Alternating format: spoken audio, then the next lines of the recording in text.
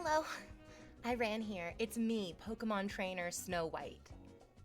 I'm gonna catch all those apple-themed Pokemon, all those sword-themed Pokemon, those shield-themed Pokemon. You know it. Hello, Peter. Hello, Toady. Yusake said I'm giving up, guys. The thighs just are not enough for the slow rolls. He doesn't like that it's like I start my stream and then I show up like later. I show up later in my stream than I start it. Honestly, fair. That's fair. Time is a confusing and complicated concept. I don't need you to grapple with time when all you want to do is grapple with my thighs. It feels perfectly natural. Yeah. Oh, yeah. I mean, it's not like an actual real cosplay. I'm just in my own clothes. But in these clothes, as I was getting ready, I was like, this is what Snow White would wear if she was a Pokemon trainer. And then she would have a hat, and it'd be like other accoutrement to the outfit. It'd be great. It'd be great. Why do streamers have a starting soon screen? To allow the community to grow, like in viewership as the stream begins, number one, because I don't know, not everyone can show up at the beginning, and a lot of people kind of enjoy the knowledge that, okay, well, she starts stream at this time, but I know she's not actually going to show up until this time, so I don't have to like rush there until this time. And then a lot of people just can't figure that out. There's so many people just can't figure that out, and then they're like, you're doing it wrong, and I'm like, am I doing it wrong? Goddamn. Good morrow. Hello. Anyways, so I mean, I can't speak for why other streamers do any. I don't know why streamers do anything. I can tell you why I do what I do. And I am a streamer, but I'm not like the streamer, you know. There's other people who do other things for other reasons. But also for me, it is just my time to get ready for stream. It is just my time to get ready for stream when you are a Twitch streamer, which I like a few of you are. I think that you guys might get what I'm saying. And if you've never Twitch streamed, if you've never like dipped your toe in the intensely potent drug that is a live audience right at your fingertips or your toe tips at my tips, it's addictive. It really, really is. And the difficulty with addictive things is that it's very easy for those things that are addictive, which is to say you do them and it makes you feel good. That's a powerful dichotomy right there. You do something and it makes you feel good. I mean, it kind of turns the rest of your life, which is you do something and it makes you feel bad, kind of like unappealing, and that's a dangerous fucking game. It's very dangerous as a Twitch streamer to start streaming. Exactly, Joey Badafuco. The dopamine hits. Hello, Peggy Carter. Hello, Lana Del Rey. I'm more like Lana Del A because I'm Canadian. You guys can take me back and shoot me in the head because that was the funniest thing I've ever said, and I'm never gonna peak that. Never, nothing above that. Good job, Toady. Good job, Toady. Honestly, fair enough. I'm so funny. I'm so funny. You gotta add more clothes to your throne, please. Oh, no. I can't. I actually cannot have more clothing. To be perfectly honest, I kind of need less clothing, if you know what I mean. Hello, Ian. Hello, Clint. Hello, boys. Are you happy hanging out in your little Discord secretly while I stream? You guys all jerk off together in your little Discord while I'm streaming. I know you're not doing that, but my ego needs this today, so just agree with me. How did you know? Ian got to see me in the tiniest, do you guys know Kill la Kill? You guys remember Kill la Kill? It's a great anime. It's a great, sexy, anti-fascist anime. So, like, literally, what else do you need? In Kill la Kill, Ryoko, who's the main character, the whole premise of the anime is that clothing gives you power. That clothing is the thing that you don, and clothing with particular like life fibers woven into them give you fucking powers. So your school uniform literally transforms you into a mech. that you can use to then obliterate your enemies. It's an amazing anime. It's all about fascism, because fascism is also about the sort of, to be honest, useless trappings of power.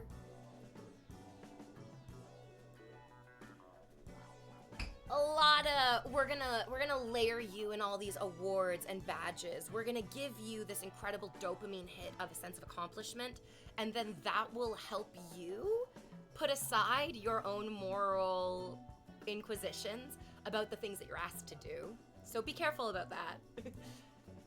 So, Kill la Kill is a great anime, and then in Kill la Kill, when the main character gets stripped naked, she's wearing this really, really adorable blue and white striped matching bra and panty set. And on my wild internet peruses, I saw a bikini, like a micro bikini, the tiniest bikini imaginable. And it was in the blue and the white striped. I was like, oh my god, just like Ryuko. Yes, give me. So I bought it in blue and I bought it in pink.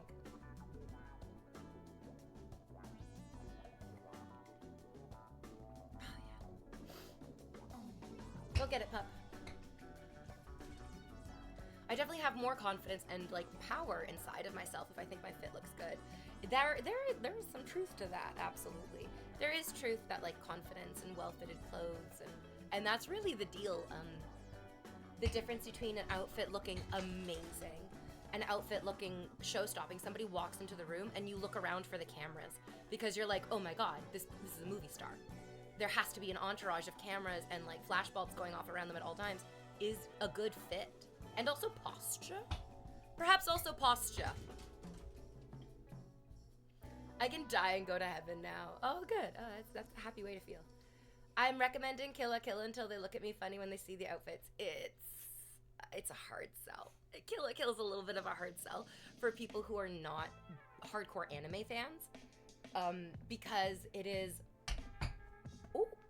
So I threw the ball and it bounced and it came back on its own, and you saw that and you were all here for it, and that was cool and fun, and ding ding ding ding ding ding ding, winner! Ganyong! That was great. Okay, but also, yeah! Ooh, where'd that go? Who knows?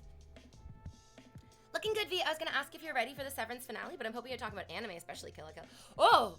Oh! Oh! Oh!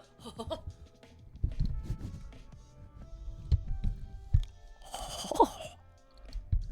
Oh, I'm ready. Oh, I'm ready to talk about the Severance finale. So ready. Oh, you got no idea. I'm so excited. Oh, that ball's dirty. That's a hairy ball.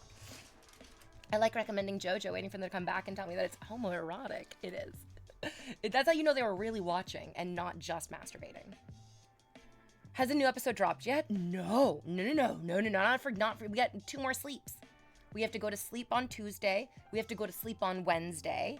And then on Thursday, when we wake up, there will be no more sleeps that you have to wait for unless you take an afternoon nap like I do. No! I did it again! I have excellent aim. This time it came back harder and hit me. Don't make me get Apple TV. I me matey, them seas be rough but piratable. Don't worry about it. I'm sure there's ways of watching it. I'm sure there's like ways of watching it, yeah.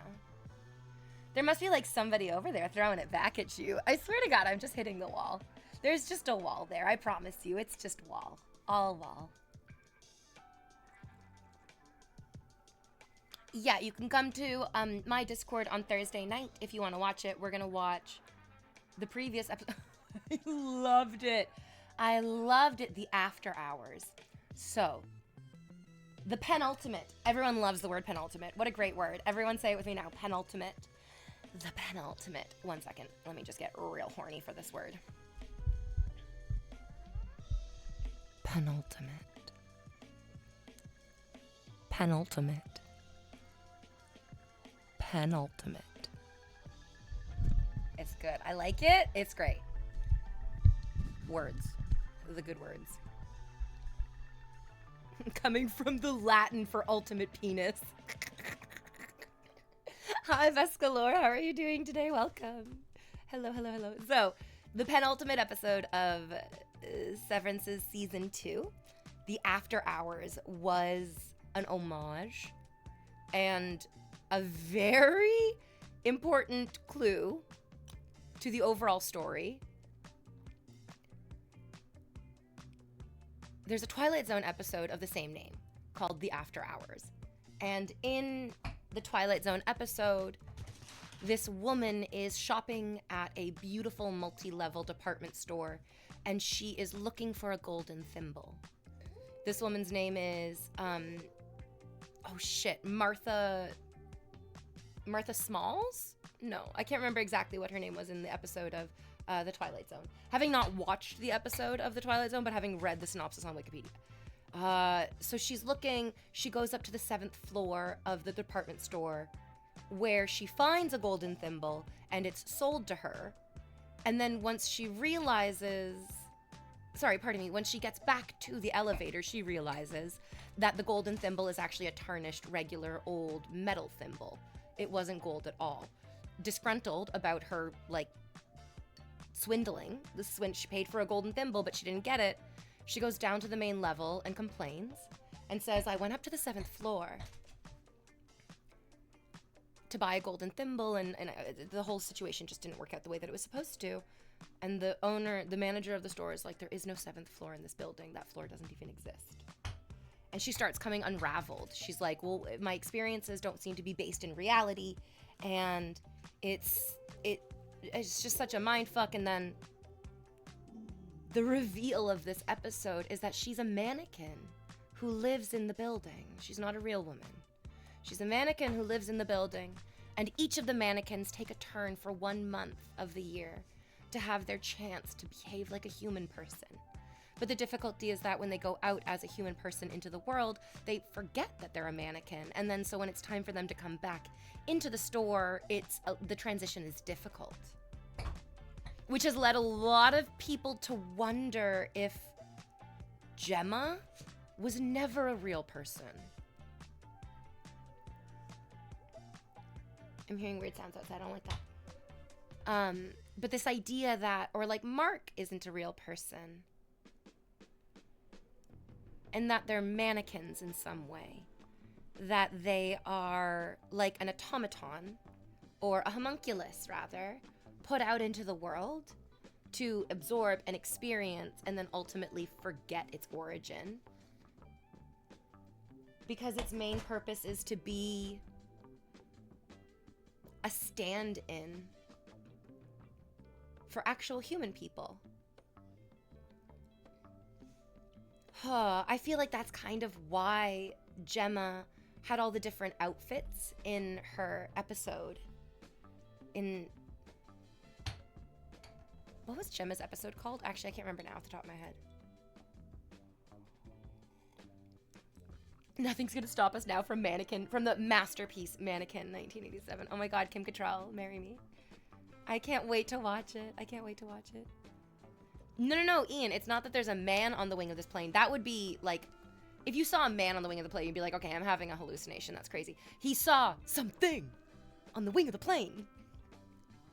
The way, the emphasis, something. I love William Shatner.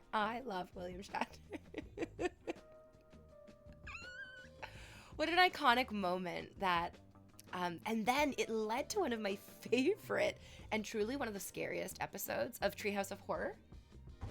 The school bus.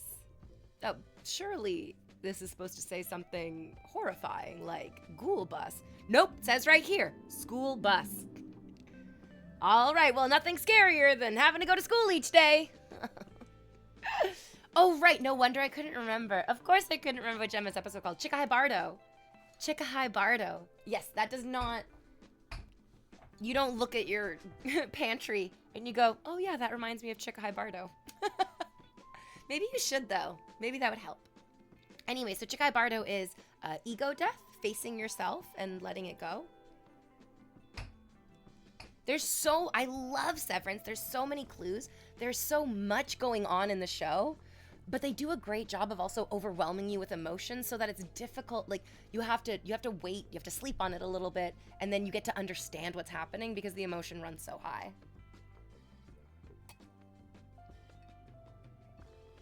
My theory for Gemma was that the tests are to determine how much emotion your innie has an effect on your outie.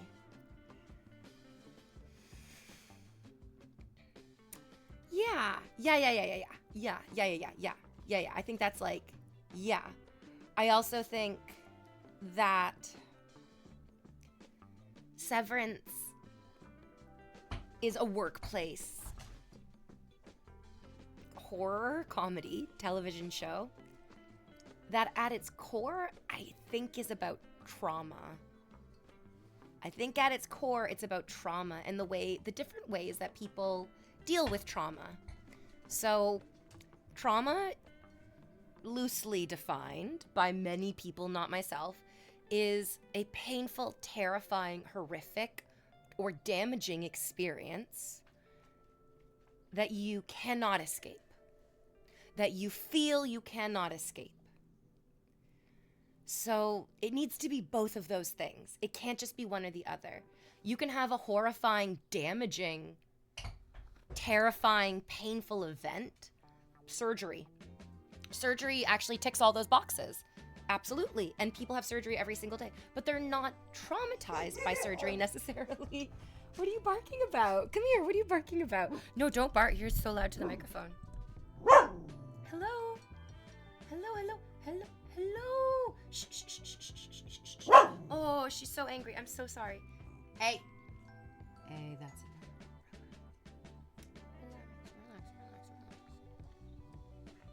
Relax. Hey. That's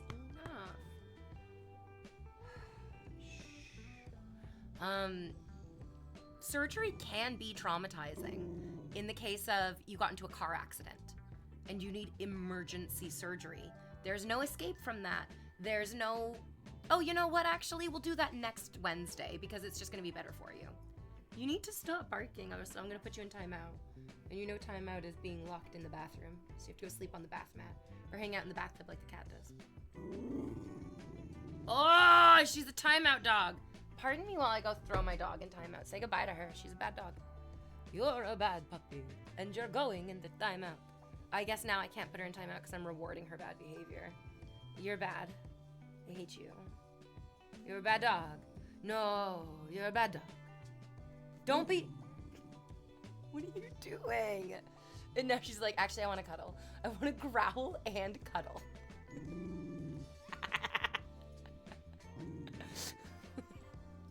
You're an idiot. You're a stupid little poopy head.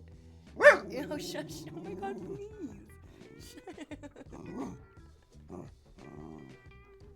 She's like, let me get closer to this microphone to bark at. Oh my god in heaven. Val, please. Get on here. Can you just lay down and be quiet? Yes, you can. Good girl. Can you just lay down? Lay down. Lay down. That's a good dog. Why does this dog look like a 55-year-old man? I know, she's such a handsome old man. You are a very handsome old man for being a beautiful little girl. Yes. Yes, you are. You're a very handsome old man. But you're a very beautiful little girl. I love you. Don't bark in my face. I hate that. Don't bark in my face. I hate that. Don't bark in my face. I hate that. Don't bark in my face. I hate that. Don't bark in my face. I hate that. Don't bark in my face. I hate that. Okay? Can you lay down? Good girl. Lay down. Not that good. Not like getting treats good. No. Just like not immediately being scolded good. Lay down. Thank you. Bow. Lay down. Lay down. Good girl. She's very silly. She's a very silly dog. I have no control over her, nor should anyone. I'm just gonna drink tea now and ignore you. But if you bark more, I'm gonna skin you and turn you into a hat. Very beautiful. Or maybe a wig. Because I do not like it when you bark in my face.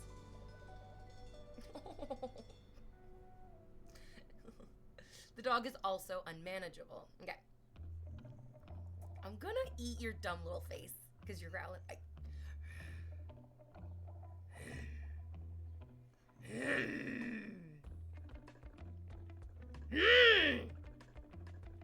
Lay down. Now. Lay down now. It's time to pull out the alpha wolf. I'm gonna bite you. I'm gonna bite you right on the nose. Come here, you. You're gonna bite you. She comes in close again. Let me lick the inside of your mouth. Surgery is an interesting point because some anesthesia basically gives amnesia for the duration of the surgery. Yes. And then the most important thing, to be honest, is how you go into the surgery. How you go into the surgery is often, a lot of like people who are in the medical profession will agree, I think. How you go into the surgery is often how you come out of the surgery.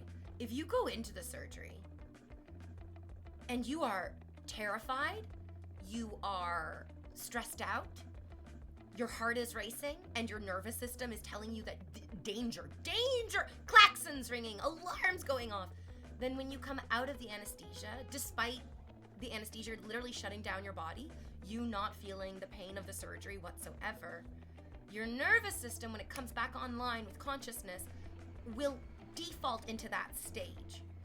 And what's really difficult, the reason that I recommend doing the PTSD yoga so much, is that what the PTSD yoga does is it helps your default state be mindful, relaxed absorption of your surroundings, which is to say, present. When you wake up from surgery in the quiet recovery room, your automatic state of being could be, okay, well, where am I? What's going on right now? And we see that in the first episode of Severance. We see it in the first episode of Severance. What did Mark do the second he woke up and when he was severed? What did his innie do? What was the first thing his innie did? Do you guys remember? It was so sad and so beautiful and told us so much about where Mark was internally, like where his default mode network was situated. Mark said that he vowed to hunt down the voice in the box and kill it. It was Petey who then became his best friend. But when Mark's consciousness came back online for the first time, he was ready to kill. He was ready to kill, which means somewhere in his nervous system, Mark feels like he is going to be killed. It's very rare that any animal would react with, I will annihilate you to death, if their own life is not also threatened. And so why would Mark feel like he's going to, who's trying to kill Mark? He's not gonna, and it was himself. It's himself. He feels like he's going to kill himself because he lost his wife in the most horrific way he could imagine, just randomly in a car accident, never gonna see her again. He wants to kill himself. When his consciousness comes back online, it senses this life or death struggle internally because there's no external, nothing in that room was going to kill him. Nothing in that room was a threat to him, but he felt so insanely threatened to the core of his being, to his life, that he was going to lash out at the first human being that he could. I mean, I'm sure that if they put a mirror in the room, he would have run headfirst into it, not even maybe realizing what it was. And then we see that with Helly, too. I think that Helly, oh God, this is so painful to say. I think that Helly is just a random woman's daughter that Jane Keir got pregnant. I think that that's what they were showing us in the after hours, that Jane Keir just gets a bunch of women pregnant. He has this immortality or this honestly, maybe he wants children so that he can use them as livestock, as we see lots of millionaires kind of doing. I have my son here who's a perfect genetic match for me because we aborted a bunch of the embryos that were too much like their mother, and so that he could steal a liver, it's not liver, I think you die without your liver, but steal some kidney, maybe a bit of your lung. Helly's instinct immediately also feeling I need to get out of here, I need to run for my life, and am I livestock, shows a nervous system that is prepped for I'm disposable. And that's really weird because Helena Egan doesn't seem disposable. So why would her subconscious immediately assume that she's disposable? And I think it's because she knows that she ultimately is disposable. She is just one of Jane Egan's many, many children, but she made choices. I think this is the horrifying reality of Helly and Helena. I think Helena made choices to get ahead. I think she made choices to wear a mask in all of her interactions with people. I think she made choices to harm others to get herself ahead. And I think that she really felt like she had no choice in making these choices because that's who she is. And she has to make choices in line with who she is. She is an Egan. This is how Egans behave. And I think it really fucked up Helena to see how Helly behaved. Because all of a sudden, Helena got to see, this is who I am without being forced to make any of these choices. This is who I am when given actual choices. And I say no. And I say no to this. It's awful. It's terrifying. I mean, I'm sure that she had this idea that her innie would, like her outie, be dedicated to the work, dedicated to fitting in, dedicated to being a good member of the Egan family. Because remember, all employees of Lumen are part of the Egan family. I think she was so shocked to recognize that at the core of her being, she rejects all of this and is happier for it, which is a nightmare. It's an absolute nightmare. Each and every one of us has a sort of ghostly shadow of what would I be? What would I be if my parents were different? What would I be if I'd gotten into that university program? What would I be if they had actually decided that they wanted to date me and we had a relationship? These haunt us because we don't get the answer, and so the possibility looms around us always. Imagine you see the possibility manifest in front of you, and you watch yourself take quick, determined steps to kiss a man who you know that you love. That would be terrifying. That would be awful. All of a sudden, you're watching the better part of your life happen, and you are not a part of it.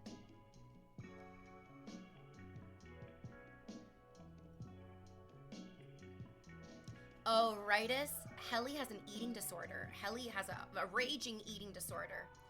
There is a lot of weird stuff with food in this show, and Lumen has especially shown that it has a very weird relationship with food. When Mark is reintegrating, he says, I'm starving, I'm starving, I'm so starving, I'm so hungry, I'm starving. And in the after episode discussion, I think it was Ben Stiller or Dan Erickson who said, him talking about how hungry he is a big, important part of reintegration. Oh, I love the show so much. Vassum says, the anesthesia was the best part of surgery for me. I felt great afterwards, and then the extreme pain kicked in. The first night was traumatic. Being in pain is traumatic. There's no escape from it. There's no escape from it, and it's so overwhelming to your brain, your body, and your mind that it literally obliterates anything else that might give you relief. People who are in chronic pain are terrible versions of themselves, and it's not their fault because what is being done to them, healing, is painful. And nobody is expected to be the best version of themselves when they're in pain. I have to keep telling myself this because I got dumped by the poet. And it feels so painful, it feels so awful. And my nervous system is telling me, you've been abandoned. And you'll die from being abandoned. And I need to keep reminding myself that I have not been abandoned. Oh my God. It didn't work out with one guy who I've known for a couple months. I'll probably be fine. Yeah. Is he the poet or a poet? Both. I just gave him the nickname the poet because I met him at the beginning of January and we started dating, so I was talking about him on stream. And I give guys that I date nicknames on stream so that when we break up, you guys don't have any personal information about them in case, I mean, I don't know what people on the internet are like, but it's absolutely possible that I sit here and I go, this guy hurt my feelings. I feel really terrible about the circumstances that we put each other in. And then I wouldn't want somebody to go send him a bad message or something mean. Hey, that's enough. No. I know, I've heard the person making all this racket out there, but I also think that it might be the construction guys. I think it might be the construction guys. So you don't gotta bark at me and you don't gotta bark at them. You just gotta lay down now and be a good girl. Lay down now. She's really weighing it, whether she wants to be. No. It is going to be okay, but there were red flags that there was There was a lot of things going wrong in that small interaction that I had with him. Hey, shh. First of all, he came on really strong, which was actually wonderful. It made me feel special. But that's kind of bad. That's kind of bad. Like, he came on really strong. It didn't feel like love bombing because it felt reciprocal until it wasn't. Until all of a sudden the affection and the closeness that had seemed so natural at first turned into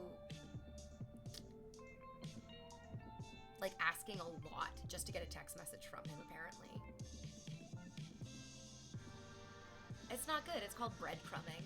So whether he intended to or not, and whether he's aware of it or not, he hit a lot of the bad red flags of a narcissistic partner.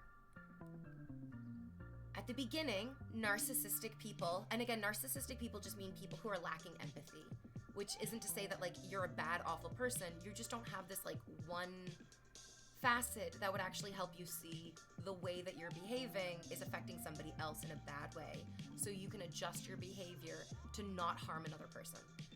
So the reasons that I felt like I was seeing narcissistic red flags with him is he came on very strong. He really was like, oh, you're so beautiful, like, you're very attractive.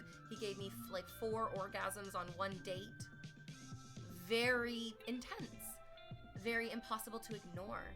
I also kind of got the feeling that he knew I was dating other guys, but he wanted to shine above those other guys. He wanted to gain more of my favor than these other dudes did. And that felt good as well.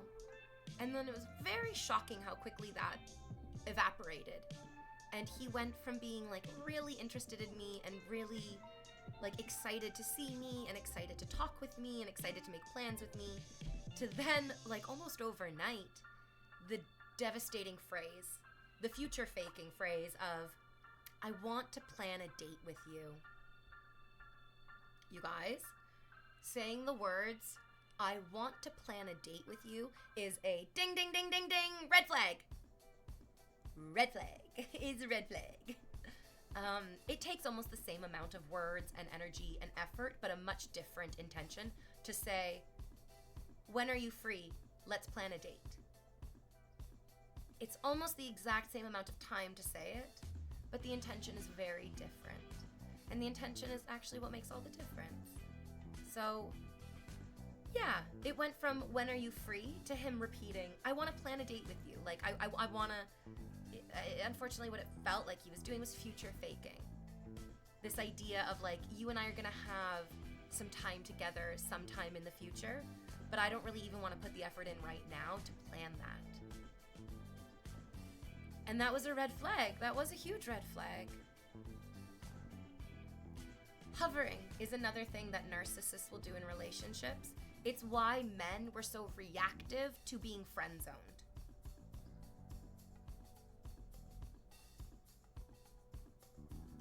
There's a good reason why men are like, I don't want to be friend-zoned. I have romantic intentions with this woman, and I don't want her to leave me hanging on the hook of friendship, which is a very uncomfortable compromise for the emotional bid that I'm making.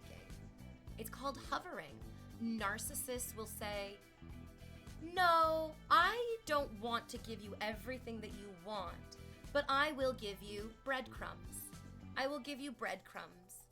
I can see what you want, which is a meal, and I will give you breadcrumbs because I can tell that you're starving. And you'll accept the breadcrumbs if I promise you a meal in the future. And so he started doing this, I think unconsciously. I don't think he knew.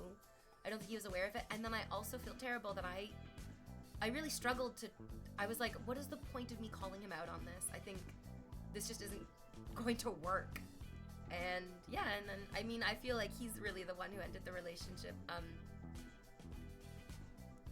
Mostly just because he was being very confusing.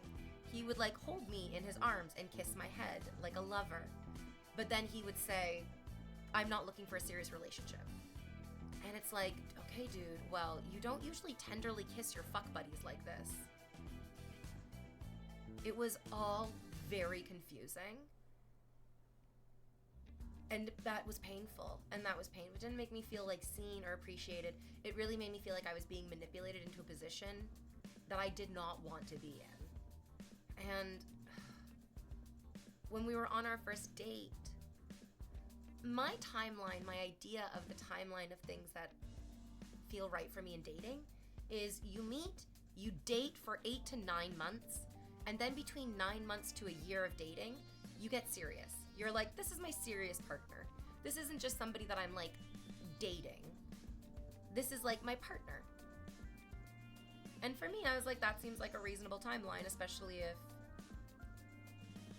And for him, it wasn't. He was just like, no. He said he would never consider a serious relationship with me. It just wasn't in his consideration. It just wasn't gonna happen.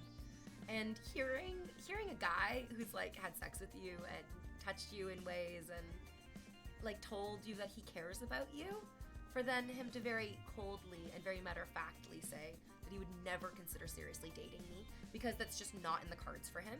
It's just not where he is.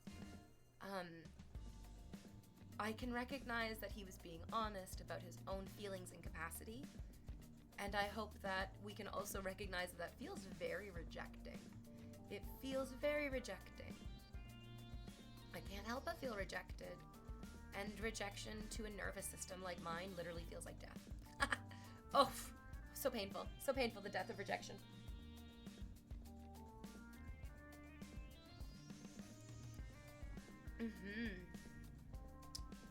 The pain that I'm feeling is the dissolution of the potential predicted future that I saw for us. I love playing Animal Crossing. You guys know I love playing Animal Crossing. And the poet had a real Blathers vibe. Like, so much. He had like a real Blathers vibe. And I had this daydream that one day he and I would get to go to a convention together. Like Comic-Con or Fan Expo. And we would both get to wear like really well done, sort of subtle but still very sexy Animal Crossing cosplays together. And in this daydream of mine, as we walk through the convention center, it's so bright and bustling and there's so many people and it's so fun. And we feel so happy and relaxed to be amongst like weirdo nerds like us. It made me feel so happy. It made me feel so relaxed. It actually made me feel excited for the future, where normally I feel very nervous for the future. I feel very terrified about all the scary things that are coming down the line for us. And so dating feels so wonderful. Being able to have those daydreams is so lovely, but also those daydreams become impossible when the guy that you're daydreaming about looks you in the eye and says, that will never happen. I will never do that for you because I do not love you, and I don't think I ever will love you because I don't even want to love you. It's just like, oh God, like of course. Sorry, let me just erase myself entirely. And so he did. I texted him yesterday after stream because I hadn't really heard from him this past weekend, which was very difficult for both of us. He was going through a bad time. I was going through a bad time, but it made us feel more apart than close. And then after not really hearing from him all weekend, he texts me good luck in the morning for my acting class. And then he showed up in chat, of all places. He showed up here on stream in chat and just like joined in the conversation like everything was fine. And it made me feel very awkward yesterday. I know.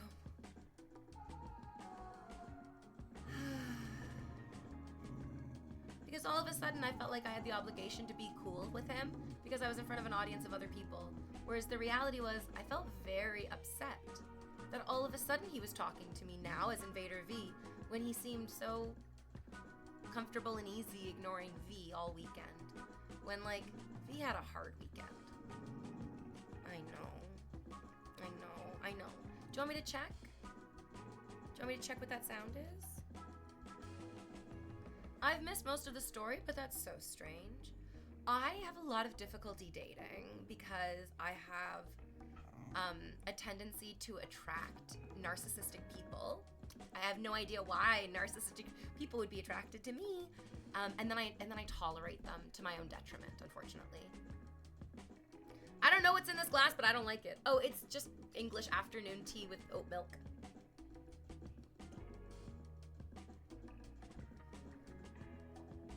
No, you're being a bad dog and you're growling at the people in the hall, and there's no need for it. So I'm gonna put my little wrist on your little nose, I'm gonna tell you you're a bad dog. You're a bad dog. Bad dog. No. Bad dog. Shh. I love you, and I want you to be a good friend.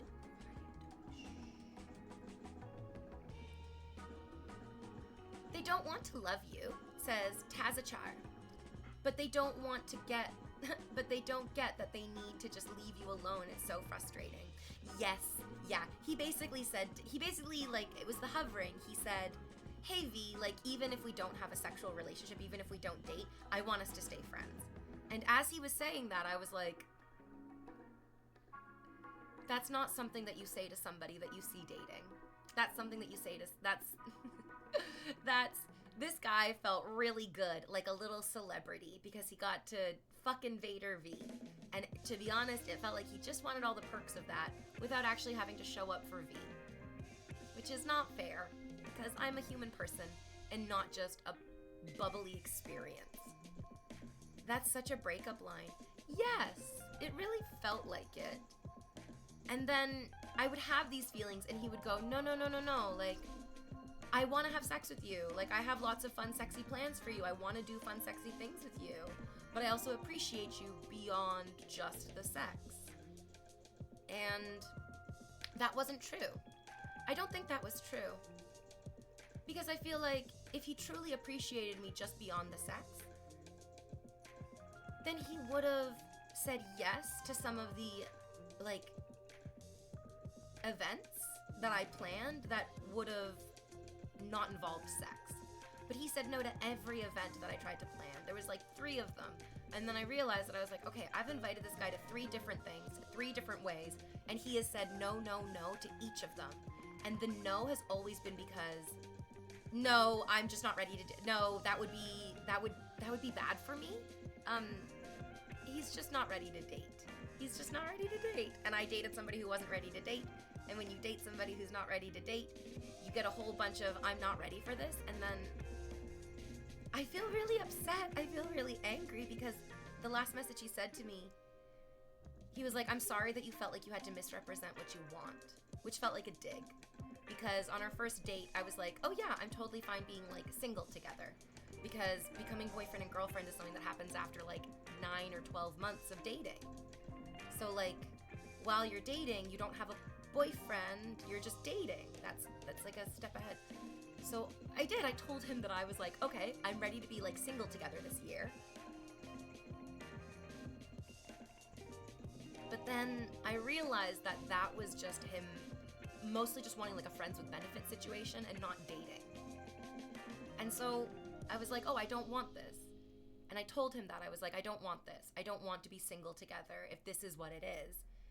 And I feel bad because he interpreted that as, because I feel like I did say that. I was like, I kind of lied when I said that, which was a mistake on my behalf. I wasn't lying. I didn't lie to him. I didn't misrepresent anything. I feel like he misrepresented. Exactly right, you've come to it exactly right. But wait a minute! Didn't you find him on a dating app? Yes. He made a dating profile. He wrote in it words to attract people to date. He matched with people who he wanted to go on dates with. He met me on a date that he asked me on, and then asked me on extra dates to continue dating me. But then suddenly was like, oh, but I'm not actually like doing this because dating means a relationship is gonna happen. This is just, I guess, something that he's doing for fun. It really felt like somebody putting on a bathing suit, putting on sunscreen, going to the beach, laying out their towel, picking up their surfboard, getting in the water, getting on the surfboard, getting on the wave, and then saying, but I don't actually want to surf. Like, oh my God, dude, then what are you doing? Why are you doing this to me? Oh, right, because I made you feel good. That's why you're doing this to me, because I made you feel good. He told me that he felt very safe. He cried. He actually cried in my arms. He's going through a tough time as well, so I can recognize that he's not his best version of himself. But he literally cried in my arms in front of me. We cried together in each other's arms. And then he was like, but I could never consider seriously dating you. It's so painful and confusing and so dehumanizing and just like so removed from reality. I really cannot. I'm so sorry, says Aloha Ferret. Also, what's good, Aloha Ferret? Hello. I'm so sorry you have to feel that way, V. I hope you find someone who appreciates you. This is the thing, Aloha Ferret. I have, to be honest, tens of thousands of people who appreciate me. And I am so intensely grateful for those people because they show me how wrong it is for other people to treat me in this way. Like, seriously, it's you guys. Like, I can recognize the people who do appreciate me, and I can recognize happy, healthy relationships. And it's because I have found them online. I have found them through streaming. I found them through just living my life. And I didn't find it here with him right now. I really didn't. My prediction, based on my ability to see the future. Oh, the mail's here! New pajamas! New pajamas! New pajamas! New pajamas!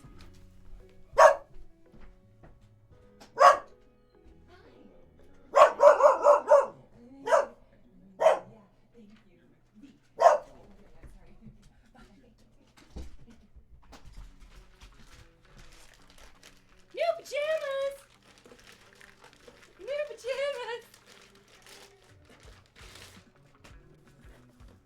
Wait, is this pajamas? You want to see? Is my knife here? He kind of used you like some sex therapist.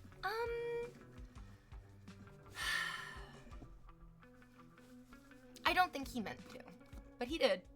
I mean, I definitely feel used. I definitely feel used because at the end of this interaction, I'm full of confusion. I am full of I am full of confusion. I'm full of self-doubt. I feel like he was exerting a level of control over me that in one way was like really activating to familiar like nervous system patterns in my body, but were also huge red flags. Like, he was just so intensely controlling. He was really, really controlling in a way that he viewed as protective for himself. Like, he wasn't controlling because he got a kick. He didn't control me because he was like, he thought it would be a pleasurable experience to control me.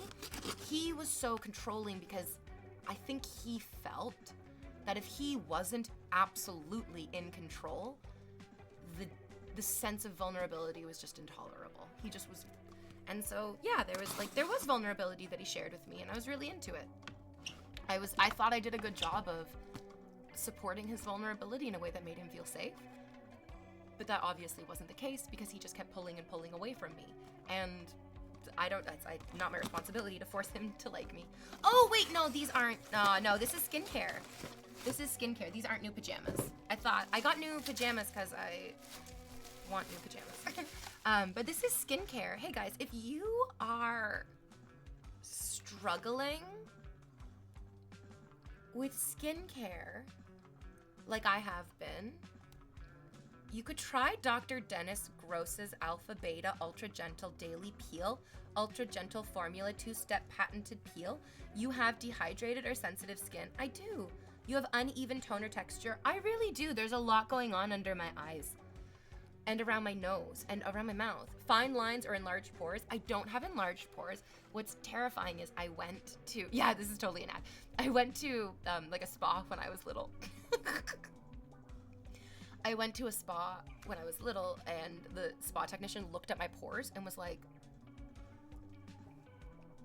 your pores are so fucking tight. Are you able to relax even on like a molecular dermal level? I was like, no, apparently not. These are disgustingly expensive. Don't buy these. I, as an entertainer, need to invest in what I look like so I can write these off as a tax thing. But these are wildly expensive. This box was like $100. Can you just relax your pores? No, I can't. No, I can't relax anything.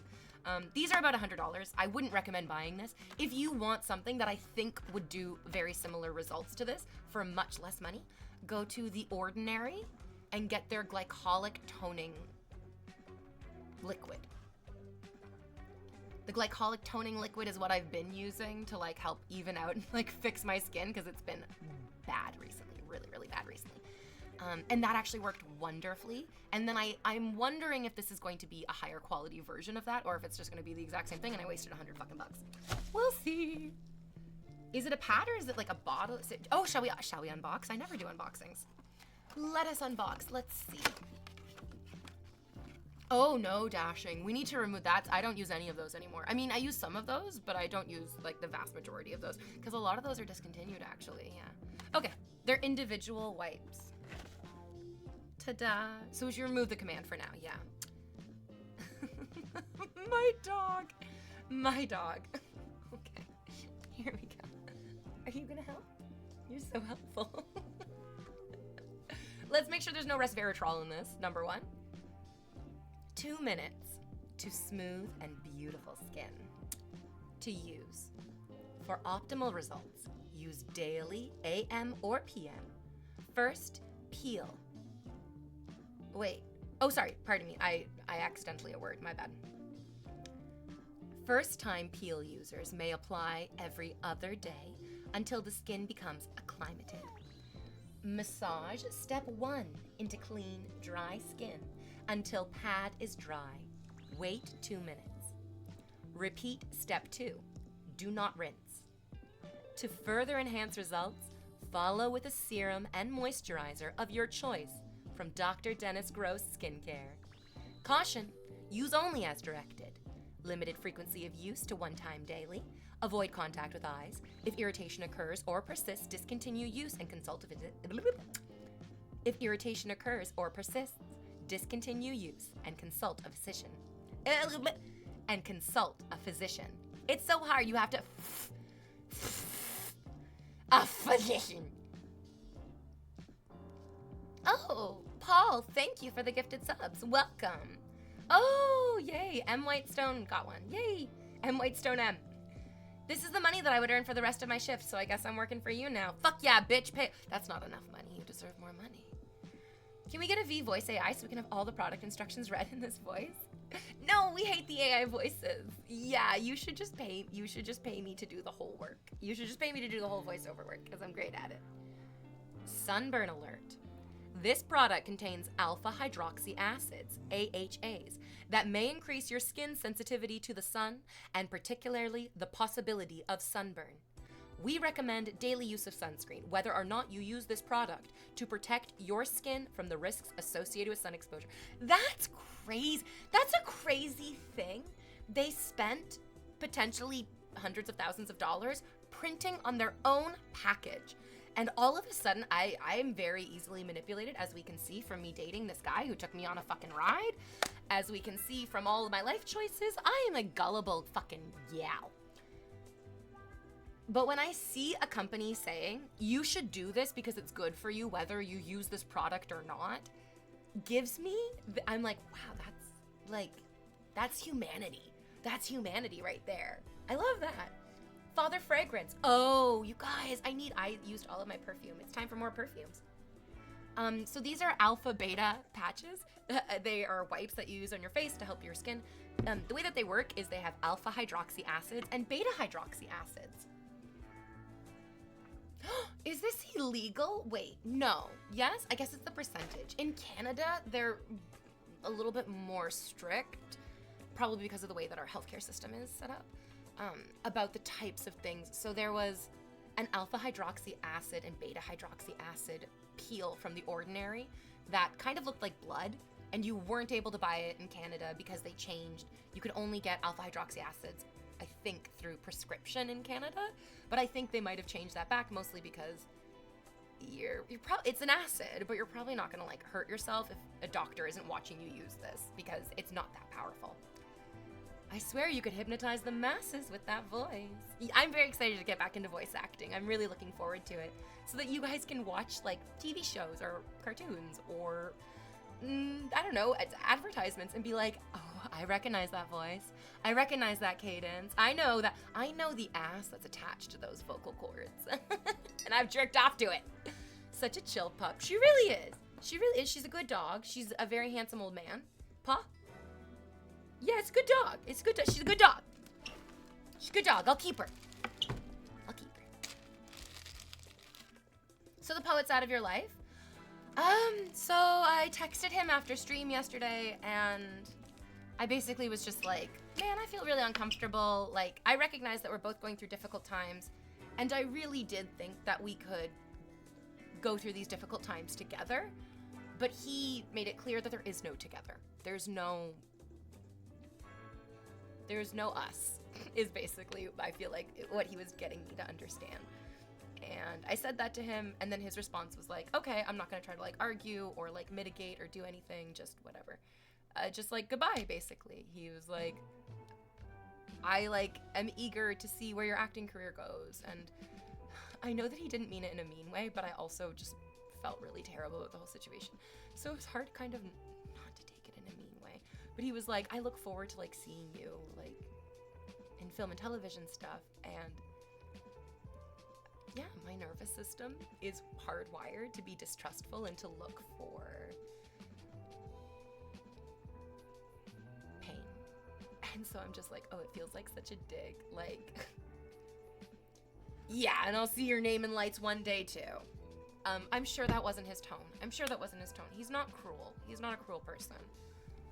But he did really worry that I was, and that wasn't very nice. Oh, man.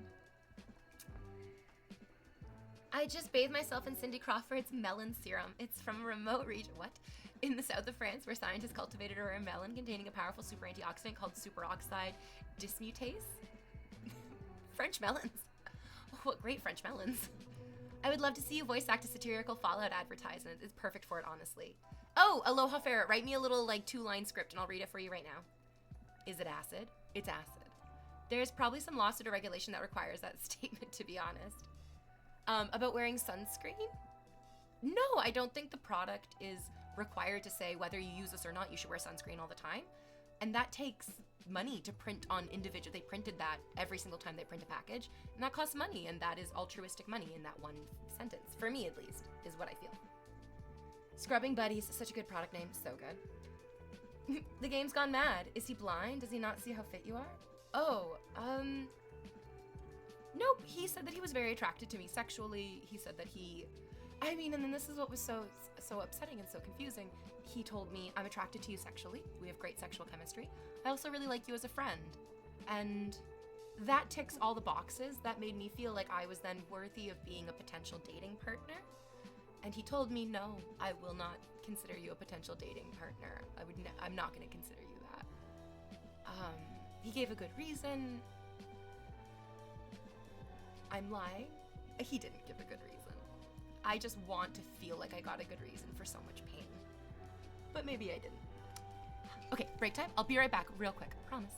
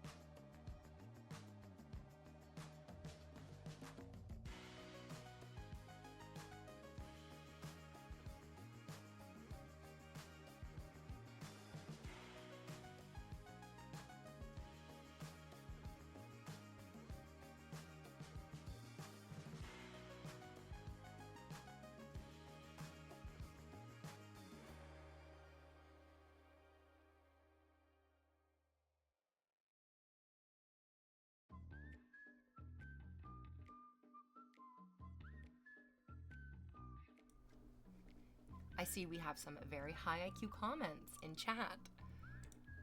He says, imagine going live for 2 hours with an intro screen. Lazy, get a job.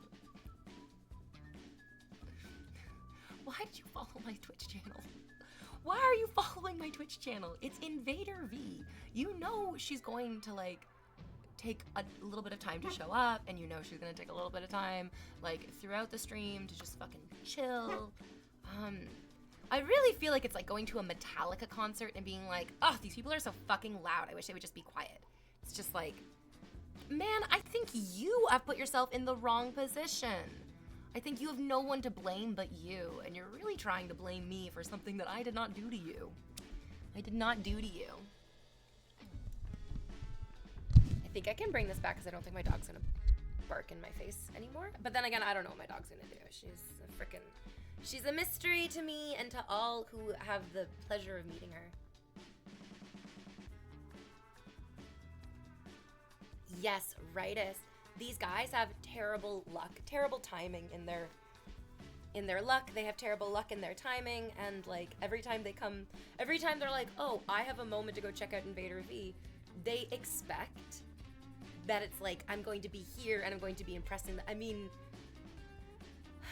having been called entitled quite a lot in my life, I think I'm able to recognize entitlement, and like, these motherfuckers, hey guys, it's a Twitch stream. This is a purely volunteer basis.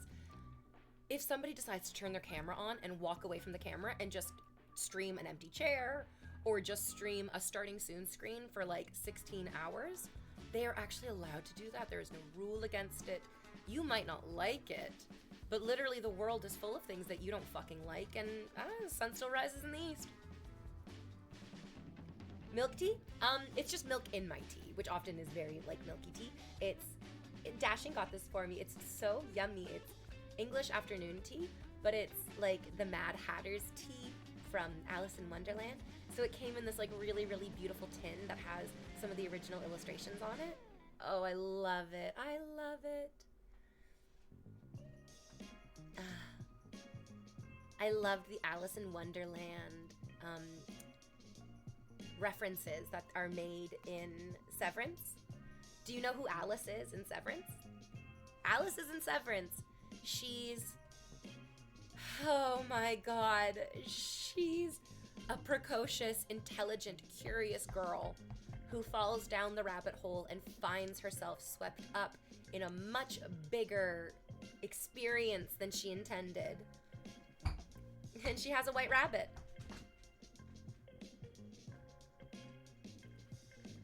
It's Cobell. Harmony Cobell is Alice in this idea of Alice in Wonderland. She drives a Volkswagen White Rabbit. The hint, like the way that I figured this out is that as she's driving, I was like, as soon as they show her car, I'm like, oh my god, it's my dream car. It's my dream car. That's my dream car. My dream car is a like 1980 whatever white Volkswagen Rabbit. Because I love a white rabbit. It's, again, for me, it also has to do with Sailor Moon. Sailor Moon is like the rabbit in the moon, and she's often depicted as a white rabbit. But I also really love Alice in Wonderland as well. And also those like old school, like an old Volkswagen built in the 90s, or built in the, actually maybe like early 90s, early 90s, all of the 80s, was manufactured in Germany instead of when they started like outsourcing some of the manufacturing, and then Volkswagen's quality kind of went downhill. So when I saw her with a white rabbit, immediately you're just like, this is purposeful. You don't accidentally have your character drive a white rabbit Volkswagen without, you know, it being a part of the characterization. And so it's like, oh, she's absolutely Alice in Wonderland, and that helps frame, oh god. Because this is the thing, you guys, what happens at the end of Alice in Wonderland? She wakes up, and that entire gigantic magical world disappears.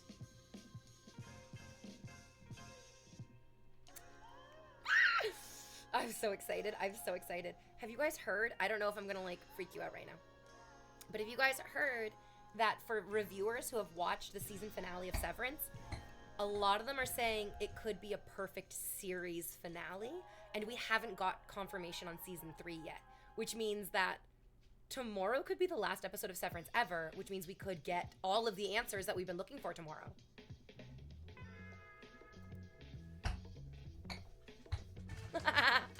Okay, Aloha Ferret, you wrote me a script. Oh my god. I mean, instead of using the measurement of feet, which obviously the auto mod doesn't want you to do, why don't you use fathoms? Why don't you use kilometers? Like, there's one unit of measurement that is also a gigantic fucking fetish for people. So, I don't know. Maybe we could just be cognizant of that.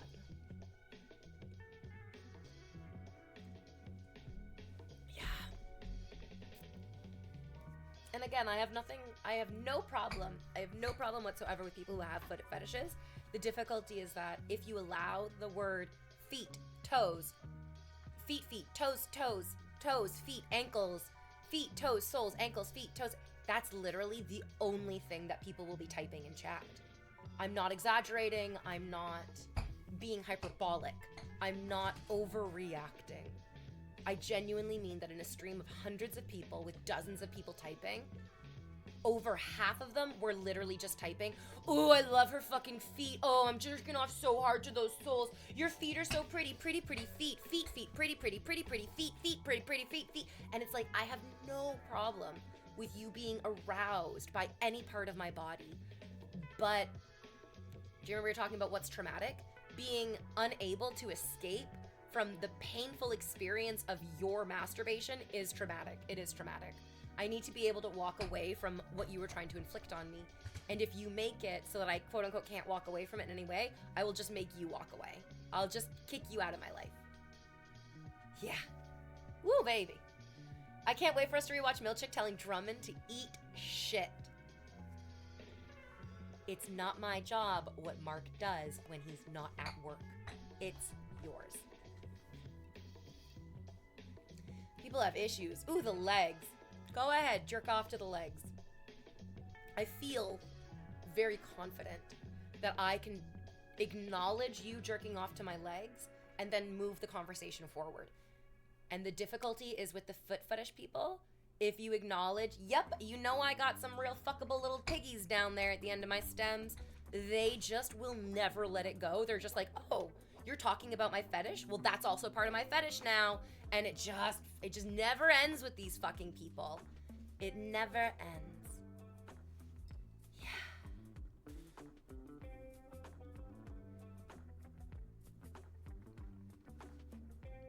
I love your thighs. And then he's nodding about it. This is good.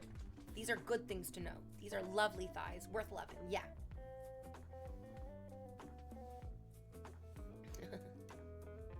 It'd be so funny to replace the auto-ban message with just ingest feculence. It's in devour. Devour feculence. Oh my god, what a great use of the word. Oh, that genuinely was not my intention. Yeah, it's okay. I know that wasn't your intention, but we often must acknowledge that many people have good intentions, but that doesn't erase the consequence of their action. Nods. They're okay. Held a message for sex-based terms. No need to jerk off to appreciate a woman's body. You know what?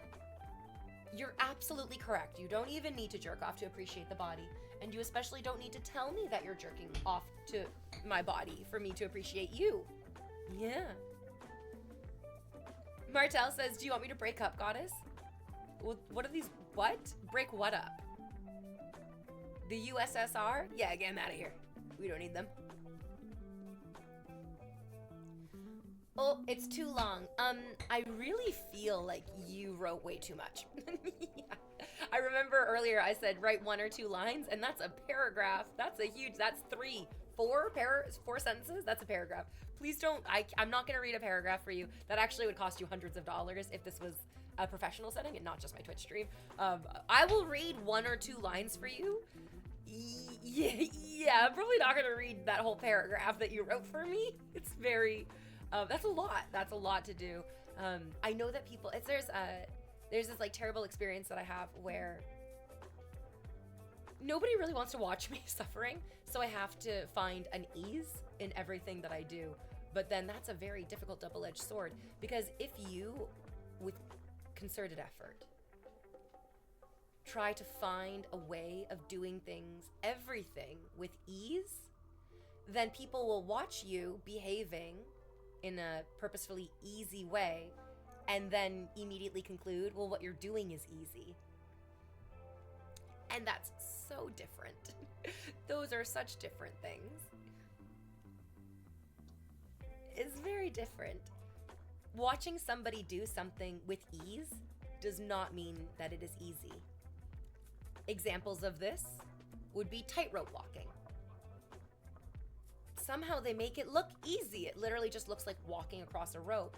But each and every one of us would falter and fall if we tried to do it. It's actually not that easy. Yeah. Aloha Ferret says, body dysmorphia getting you down? Well, look no further with our latest biohacking magic oh my god. Writing is difficult, guys. Writing is difficult. And we have an example of this right here. You want me to say all of these words together in this way? It's... oh my god, never... I'm probably not going to do this thing that you want me to do, even though you feel like I could do it really, really easily. The difficulty is that it's actually hard to do that. Body dysmorphia getting you down is, number one, a very clunky sentence. Starting off a sentence with body dysmorphia is triggering to a gigantic portion of the audience. That then means they're going to be in an emotional state and they're not listening to what you're saying at all. Well, look no further with... oh, that's not even good grammar. Sorry, babe. Well, look no further than our latest biohacking magic mollusks.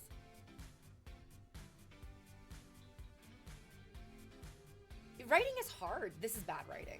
And like, I think I could go further into what makes this bad writing, but I don't think that's the purpose of what's happening right now.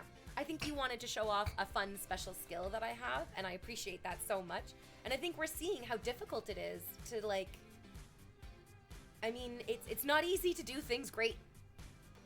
We think it is. It's just writing, you know? Like, it's just writing. How hard can writing be? It's actually incredibly difficult. It's so difficult. There's so many different things that you need to take into consideration. It's like acting. Acting is, for some people, impossibly difficult. And then acting for other people is as natural as breathing or blinking or sleeping.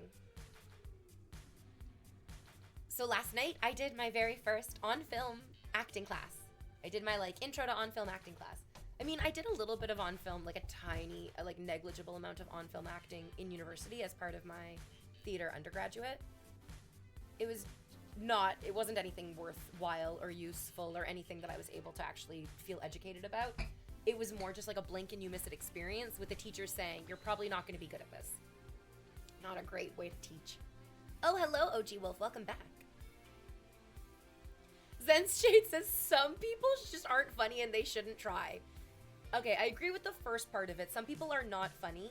I don't agree that they shouldn't try. I think we should try. I think we should also be open to our failures when we try and fail. And that's okay too. And some people shouldn't even listen to you. Exactly. That's equally true, baby. How is your dog not bored of playing fetch? She's my dog, and I really, this is a very cruel thing to say. I would not recommend this being part of your parenting repertoire, but only boring people get bored. My dog has never been bored a day in her life. My cat has never been bored a day in their lives. The reality is, intelligent, useful people know how to relax, know how to wait, have patience. They don't get bored. They don't get bored.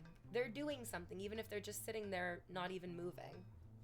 And I'm definitely one of those people. I'm a little over-analytical, especially towards my own feelings, which isn't great. But also, I could have worse faults, so maybe I shouldn't be too... If we could all take our problems and toss them in a pile, we would grab our own issues back very quickly. We would not take on other people's problems. And that's a good thing to remind ourselves of when we feel like our own problems are so insurmountable. So I did my first on-film, intro to on-film acting class last night.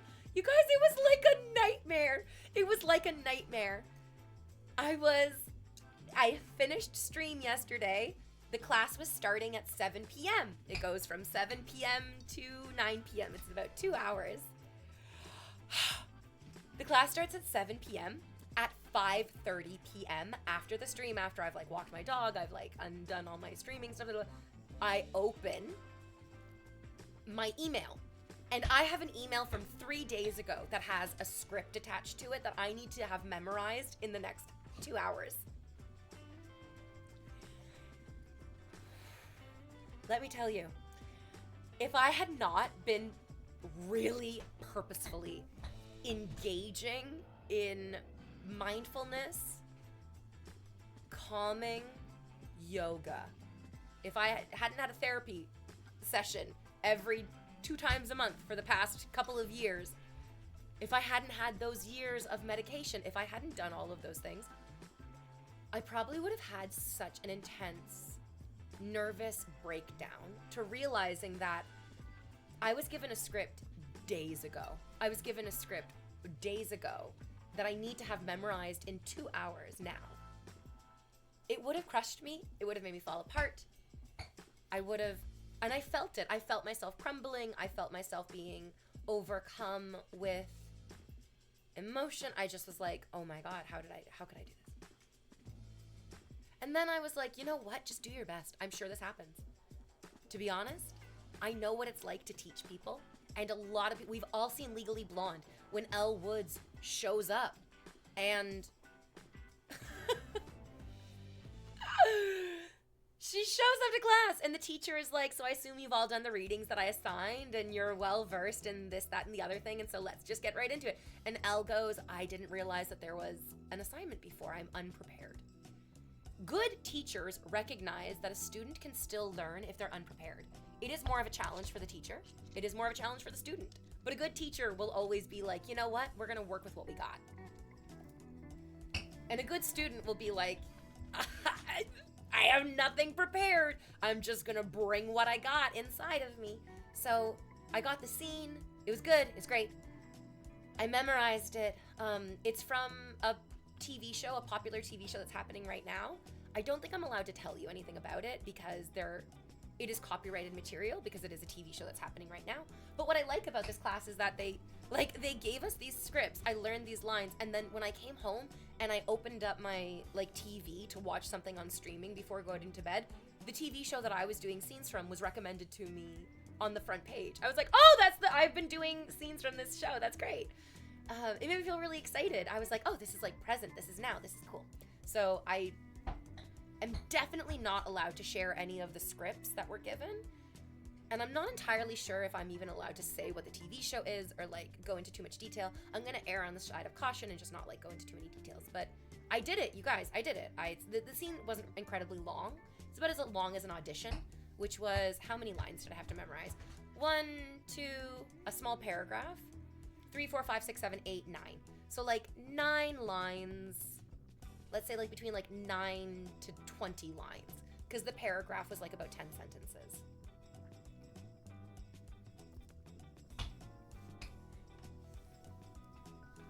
It actually doesn't matter if you don't know the lines. This is another great thing. I'm very excited to actually start doing this as a career, because I'm realizing that I have a lot of innate knowledge that I've absorbed through my friends being professional actors in the industry, from going to theater school, and also from having not just a deep love of movies, but also an intense appreciation for all of the artistry that goes into filmmaking. Oh, it makes me so happy. You guys, even better than this, my class composition really makes me feel like I'm in an episode of Community. It's too perfect, you know what I mean? It's too a cross section of ages and races and backgrounds and desires and skills, and it's just it was so fun. It was so fun. So the class began. I was so nervous, you guys. I'm so nervous all the time. My default mode network says to me, you cannot trust anyone. The world is inherently dangerous. You must protect yourself. And I can't turn that off. I can't turn it off at all. It's exhausting. And it feels terrible. It feels traumatizing, because to be able to tell myself you are safe, you are protected, you can relax, takes about as much effort as climbing El Capitan in Yosemite. You know what I mean? It feels like an impossible thing that is doable, but only with an intense amount of luck, energy, effort, and practice. So I get into the class. I'm very, very nervous, but it's okay. It's totally okay, Because everybody's really nervous. None of us are in an intro to on-film acting class because we're old hats at this and we're pros and we know exactly what we're doing. Everybody was in that room because they're like, I want to do this and I'm scared. I'm scared to pursue my dream. Because it is a dream. It's not like you go to medical school. When you go to medical school, if you get into the program, you're almost guaranteed to graduate. You are not guaranteed to be a working professional after medical school. You can fuck up so hard in medical school that you get your degree, but you will never get hired anywhere because of your personal faults. But once you get into medical school, you're basically guaranteed to graduate. And acting is similar to that, where if you get into acting school, you are definitely guaranteed to have an intense emotional experience, but that is not guaranteed to translate into using that intense emotional experience to actually act. Sometimes it can... what I struggled with in theater school is that acting is accessing your feelings. And then, even though the circumstances are not real, you allow real feelings to inform your acting. The difficulty that I was having in theater school is that my upbringing was so traumatic, so abusive, and so neglectful that I couldn't dip a single toe into my own feelings without blacking out, without being so overcome by emotions, by being very confused, very like, I had to do a scene in theater school where I was playing a stepdaughter and one of my classmates was playing my stepfather in the scene. And in the scene, the stepfather and the stepdaughter are having an incestuous relationship. And I hated it. And I hated it. I couldn't think of anything more traumatic and damaging than being trapped in a scene having an incestuous relationship with a man playing my stepfather. And I sat on stage in my acting class, having a full panic attack, trying to explain to my teacher why the scene wasn't working. The teacher was like, this scene is not working. This scene is not working. And I was like, yeah, let me explain why. These feelings are not useful for art. I didn't know any of this. I couldn't explain this. I just cried and cried and cried and cried and felt that like I was right to be crying for being forced into a scene where I'm engaging in incest with a step-parent. Like, the reality is, in the entertainment industry, you never have to do that. You never have to do that. If you get the script, if you audition for a role and you get the script and it says your character does things that are going to be so emotionally triggering, it's not useful, you can be like, you know what? You're gonna have to go with the understudy because I'm not in this anymore. I'm gonna walk out of this. But you couldn't do that in theater school. You couldn't do it in theater school. Theater school was traumatic because it was painful, it was horrifying, it was damaging, and there was no escape. You couldn't leave the program. You couldn't even take 2 or 3 sick days in a row without being really socially ostracized, without being labeled terrible, untrue, negative things. It was just a terrible experience that I'm really excited and relieved to be undoing. Because now, in this class, with this teacher, in this room, with all these other students, it is an environment for actual growth and knowledge transference and accessing feelings, actually. It's not like a test. It really felt like, theater school really felt like the Hunger Games, where they were like, we're gonna put all of you fuckers in a room and only one of you is gonna be successful, and we're gonna make you fight each other to figure out who the most successful is. That is awful teaching. That is counterproductive to actually getting people where they need to go. A much better way that they could have taught us would have been, each and every one of you is going to achieve success in individual ways that we can't teach you, but that you can use this time to develop. And they didn't do that because they were shallow, nasty, greedy, awful people. Woo! Teacher, we need you to be stuck in this dryer. I honestly would have preferred that than to like what they made me do, which was like straddle him and like make out with him. And I also hated that guy. That actor in my class, like my scene partner himself, was such a disgusting, nasty, repulsive man. He sent me a friend request. I hate it, so gross. Sorry. Yuck. He sent me, I'm so repulsed. He sent me a friend request on Facebook. And I just wanted to be like, my dude, the reason that you have to send that to me is because I unfriended you. I unfriended you. That's why the option is there to send it to me. Take the hint. Filter says, not all acting is about accessing emotion.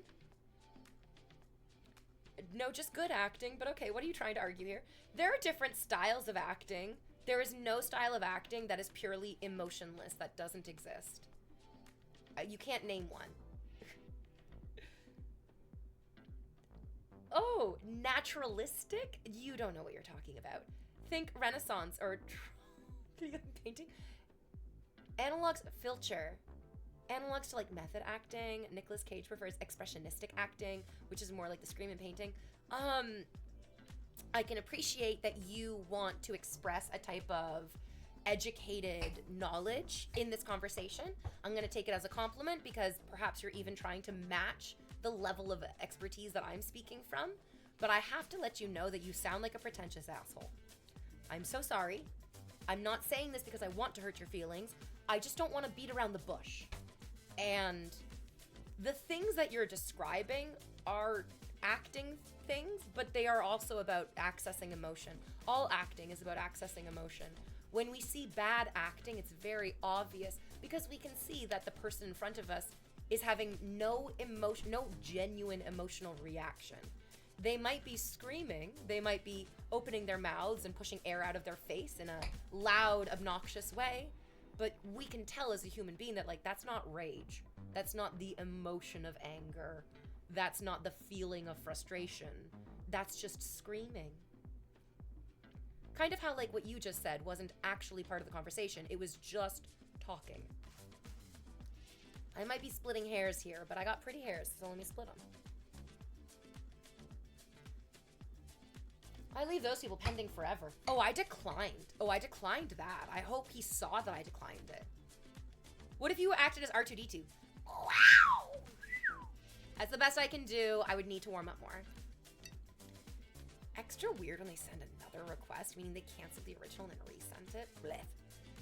Sir, you take that back. R2-D2 is not emotionless. You're tearing me apart. You're tearing me apart, Lisa. Oh, hi, Mark. Oh, hi, Mark. Oh, that's so funny. That's so great. That's awesome. So that's not to say that acting is exclusively expressing big emotions, which is, I think, what Filter got confused with. Acting is absolutely not about expressing big emotions. Not everyone is Nicolas Cage going, not the bees! Not the bees! That's part of it. He was in that moment, he wasn't actually being stung by bees, but he was doing a huge, big, like, reaction to being stung by bees. That's great. He's expressing fear into terror. He's expressing disgust into revulsion around the people. How could you do this to me? How could you do this to me? How could you do this? It's great. He's expressing all these big emotions. But we can also see the same level of disgust being expressed in Tywin Lannister, played by Charles Dance in Game of Thrones, in the subtle interactions that he's not screaming. He is not raging. I don't even think Tywin raises his voice once in the entirety. Even when he's being faced with his son holding a fucking, like, crossbow in front of him, he doesn't raise his voice. But he is still accessing an almost unfathomable depth of emotion. You can tell every single... Oh, he does raise his voice. Oh, when does he? I don't remember. To me, the scenes that were the most potent, the most powerful, was when he got really quiet. It was when he made it very small and he made it very quiet. And for me, I'm like, that's excellent acting.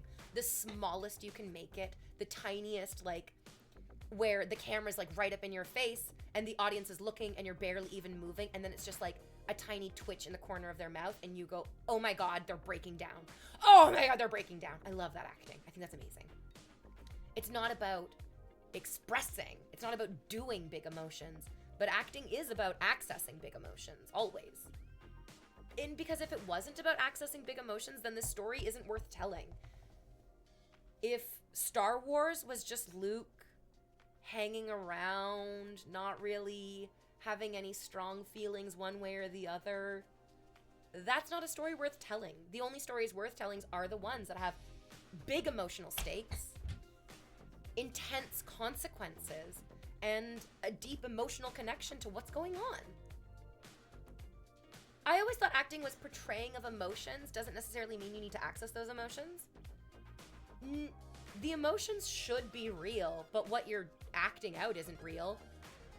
You're not actually stabbing somebody to death, but you need to hold the knife and you need to move your arm with the intense emotion of, I will take your life, I will kill you. I am so angry, I am so afraid for my own life, that just holding this knife needs to give the action of, I'm fighting for my life. You don't just hold a knife because it's what you want to do. Exactly, that's how I understood it too. I don't mean to be contrarian. David Lynch often encouraged surrealist or expressionist approach from his actors. You're not being contrarian, you're being pretentious. Which, like, part of being pretentious is, like, a subtle contrarian nature, which is like, no, actually, I know what I'm talking about. Which then the subtext of that is, you don't know what you're talking about. And Filcher, it's absolutely possible that you and I are both correct. It's absolutely possible that you and I are both being assholes in how we express it. But it's also absolutely correct that only one of us needs to tolerate an asshole. And it's not me. I don't need to tolerate the assholes. He only raises his voice once. Oh my god. Yes, when he screams, they have my son.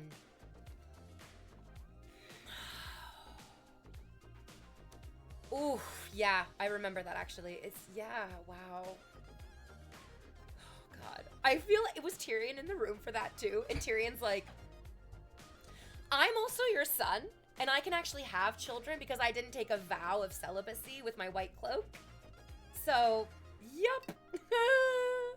I love the cult following behind the room. There's a fan base for it who watches the movie in theaters. They have their inside jokes from the movie, screaming spoon. They throw spoons at the screen. When the spoon is inside the picture frame, it appears on screen. Charles Dance as Tywin is my favorite character in the show. Holy shit, he was incredible. I love Charles Dance. Have you seen the Omen, the most recent Omen movie that came out? The Omen, what is it called? The Omen, like chapter 1, the Omen Premonition. Fuck! I forget what it's called. He's in it. He's in the opening scene. He's not in the entire movie. Sorry for the spoiler. But just, the movie started and I was like, oh, Charles Dance! Oh, Charles Dance. It was only once. Oh yeah, sorry, I already heard that. Luke fucking Leia. Kiss your sister. I feel like, though, the truth is that at that point in the production of the movies, they hadn't actually, like, solidified that they were siblings, maybe? I don't remember exactly. Maybe that's, like, a gentle rewriting of history. We went to a screening of Miami Connection, which was the room before the room was the room, and the original cast was there, and it was incredible. Oh my god, that sounds so fun. Yeah, Tyrion was super quiet about it. I think technically there was a second one where Jaime is talking to him, and he's skinning a deer, and Jaime says something to correct him. Did he ever raise his voice at Cersei? I feel like Cersei would have purposefully tried to get him to raise his voice, which makes me think that, like, she was probably successful every once in a while. Like, I feel like Cersei definitely was like, I'm not gonna marry Loras. And did he yell at her for that too, maybe? Oh, what a dickhead. What a dickhead.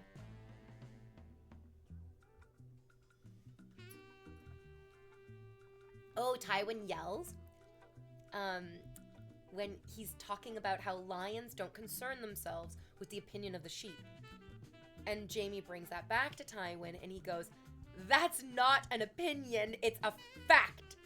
Oh yeah, you're right. When Tywin tells her that she's marrying Loras, he goes, you're my daughter. Ooh. Oh, that trauma. Oh, the trauma of it all. I loved Cersei in the books. I loved the perspective. It feels very comfortable. I love the perspective of, like, an overconfident moron. I see myself a lot in there. I see myself a lot in this overconfident moron who believes she's smarter than she is. Hello. It's good. I like it, yeah.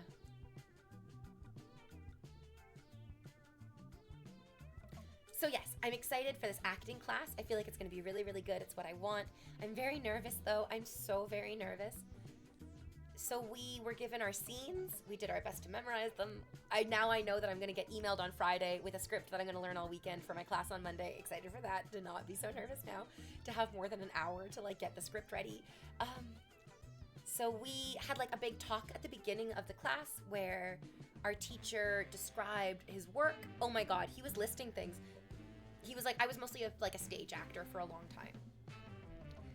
And then he just so casually was like, oh, I was in this play. Actually, can I say it? I think I can. He was in Warhorse. You guys, he was in like a touring national production of Warhorse. I was like, oh my God, fucking Warhorse? Dude, I'm a Warhorse whore. I'm a whore horse. Having never seen it, but understanding that it was a really, really powerful play, I was like, okay, I'm all on board with that. What a great story to tell. It's great. So he's like, I did war. It's awesome. Good for him. And now he's like still working as a professional actor, but also just like loves teaching. You can just tell that he loves teaching because I loved it. Every single question, every single comment, any time that anybody in the class, and we were all very nervous. Anytime any of us opened our mouths in any way, it was just like, it was wonderful. It was like we threw a handful of puzzle pieces at him and he went, that's great. I have no idea how these fit together, but let's figure it out together. It's a great question how these fit together. And let's talk about how they can fit together. He's a really good teacher. I'm very excited. And so there's like a talking section where he like talked about like, please don't share the scripts. Very specific about, and this is good because I can definitely recognize that, this would be so uncomfortable, but like one of the policies of the class is to never record or take pictures of your classmates and to never speak about your classmates' performances on your social media. So in this class, there's me who has like a degree, an undergraduate degree with specialized honors in acting from a university with a program that is like almost nationally recognized for its ability to pump out talent, I guess. I have a degree in doing this. And then there were people in the room. There was a woman who is so sweet, an older woman, maybe about like my mother's age-ish, so like between the ages of like late 50s to like maybe mid 60s. And she does community theater. So she's like, I do a ton of community theater. She's a great community theater actor. I can tell that she's gonna be a good on-film actor. Like she fucking gets it. It's wonderful. She was there. There was also like an older man who's like, I have some kids and my daughter wanted to get into modeling. So I took my daughter to go get signed up for a modeling agency. And the people at the agency were like, you should consider getting into acting, getting into modeling yourself. Like there's a market for older men with this kind of look. And so now he's here and he's doing his first acting class. There's a very beautiful, energetic, bubbly, sweet, kind, gentle Asian girl who is just so cute, so fucking cute, overwhelmingly cute. There's a French woman who reminds me kind of myself. She has like dark hair and pale skin, and she's I'm not French, but like people often are like, you could be French, and she is. She's very beautiful and very sexy, and she was very nervous yesterday, but did a great job with her acting. And then there's an Egyptian dude, this like big Egyptian dude. He's like a big guy. And he's like, I got a degree in dentistry in Egypt, and I had like a couple of, like literally multiple dentist office operating in Egypt, and then I packed it all up, sold it all off, and then I moved to Canada, and then I got a degree, I like recertified myself to be a practicing dentist in Canada, and now I'm working as a dentist, but I also love acting. And the men in the class got an interrogation scene, a really good interrogation scene, where they are playing the interrogator, and the person that they're interrogating is like, you guys made a big mistake, like you're all gonna be dead in just a minute. And the interrogator's very cool and very precise and very methodical, very in control. So They did a great job. There's only 2 guys in the class, the like older dad man who's like has the model daughter, and then the Egyptian man. And the older the older man dad, he felt very nervous, but I could tell that he really wants to do this, and I fucking love that. That's all that matters. It doesn't matter if he's a great actor. It doesn't matter if he was nailing the fucking lines. I could just tell that he was up there and he was doing his best. And it fucking activated me in such an incredible way. I loved it. I loved it. I loved it. I loved watching him try and then recognize that he failed and then keep trying with the next line. It was beautiful. It was like birth, I say. And then the Egyptian guy went up, and he really wants to do this, and he has some natural talent for it too, because he was terrifying. Like, actually, at the end of the scene ends with this line where the guy's like, I understand that torture categorically may not give you useful information, but that doesn't take away from the fun that I get from doing it. And like this Egyptian dude, this guy's acting on the first day, just in that last little like when he was nailing it, he was nailing it to the point where I was like, I need to leave the room because this guy's gonna fucking interrogate me. I gotta go. I'm in danger. Oh my god, I don't want him as my dentist. Right, exactly. It's terrifying to see a dentist so easily access this torturous nature. Holy fucking Christ on a cracker. Oh my god, I loved it. Wow, it was amazing. So the guys fucking nailed it. The women were incredible. The women, each and every one of them. The teacher had to tell us, we're gonna go up, we're gonna do our scenes, and at the end of the scene, you might want to clap for each other when they're done, but we're not gonna do that because it kind of wastes time, and then people feel kind of like, oh, my clap wasn't as big as other people's claps, and then people feel compelled that they have to clap, even if they're like, I don't really want to clap for this because I'm doing something else. Let's just have no clapping. I'm so glad that he was like, this is a rule, and we're not clapping, because after everyone, I was just like, oh! Oh, I just want to give you one! Ah! I really wanted it. None of us were good. None of us did good acting yesterday. But each and every one of us stood up in front of a camera and delivered lines in a character that we were not. And it just makes me so happy. And it's so unusual to have that experience and then not want to fucking kill myself afterwards because we got a bunch of crazy, impossible to interpret feedback from some asshole who's getting paid thousands of dollars to shit all over us for no good reason. It's not a good way of teaching. You shouldn't shit all over your students. Oh, it's so exciting. I love it. So, yeah, the women were great. The bubbly, sweet Asian woman was the first one to go. She was like, I'll be the first one in the water. I was like, yeah, girl, you go right ahead. I wanted to be the first one. I like being the first person to go, but I also recognize that I've been working as a professional entertainer and making money as a professional entertainer for well over a decade. So me going first is not going to make other people excited to go. So I waited. I was like, I'm going to go closer to the end. And I'm glad that I did. Because when I did my scene, immediately afterwards, like as soon as it was done, I told the teacher and the rest of the room that I was like, I'm really glad that I got through the scene because I didn't check my email until about an hour before class, and I memorized all of this in the hour before class. And I am so glad that I told them that, and I'm so glad that I just worked through it and it was good because I could hear in the teacher's voice that he was impressed. And at that point I was like, oh my god, it doesn't matter if I like have diarrhea explosively all over the room for the rest of the day. I feel like I won. I feel like I did the class well because the teacher was like, oh, given the circumstances, what you put out is impressive. It's just like, I've never been given that positive feedback in my artistic life, ever. It was like, I feel like he gave me a diamond fucking ring. And now I can like wear that around and be like, I impressed my teacher on the first day with my unpreparedness, but perhaps with my raw talent. Raw talent! Which isn't to say that I have raw dogging talent. That's different, distinct, and also true.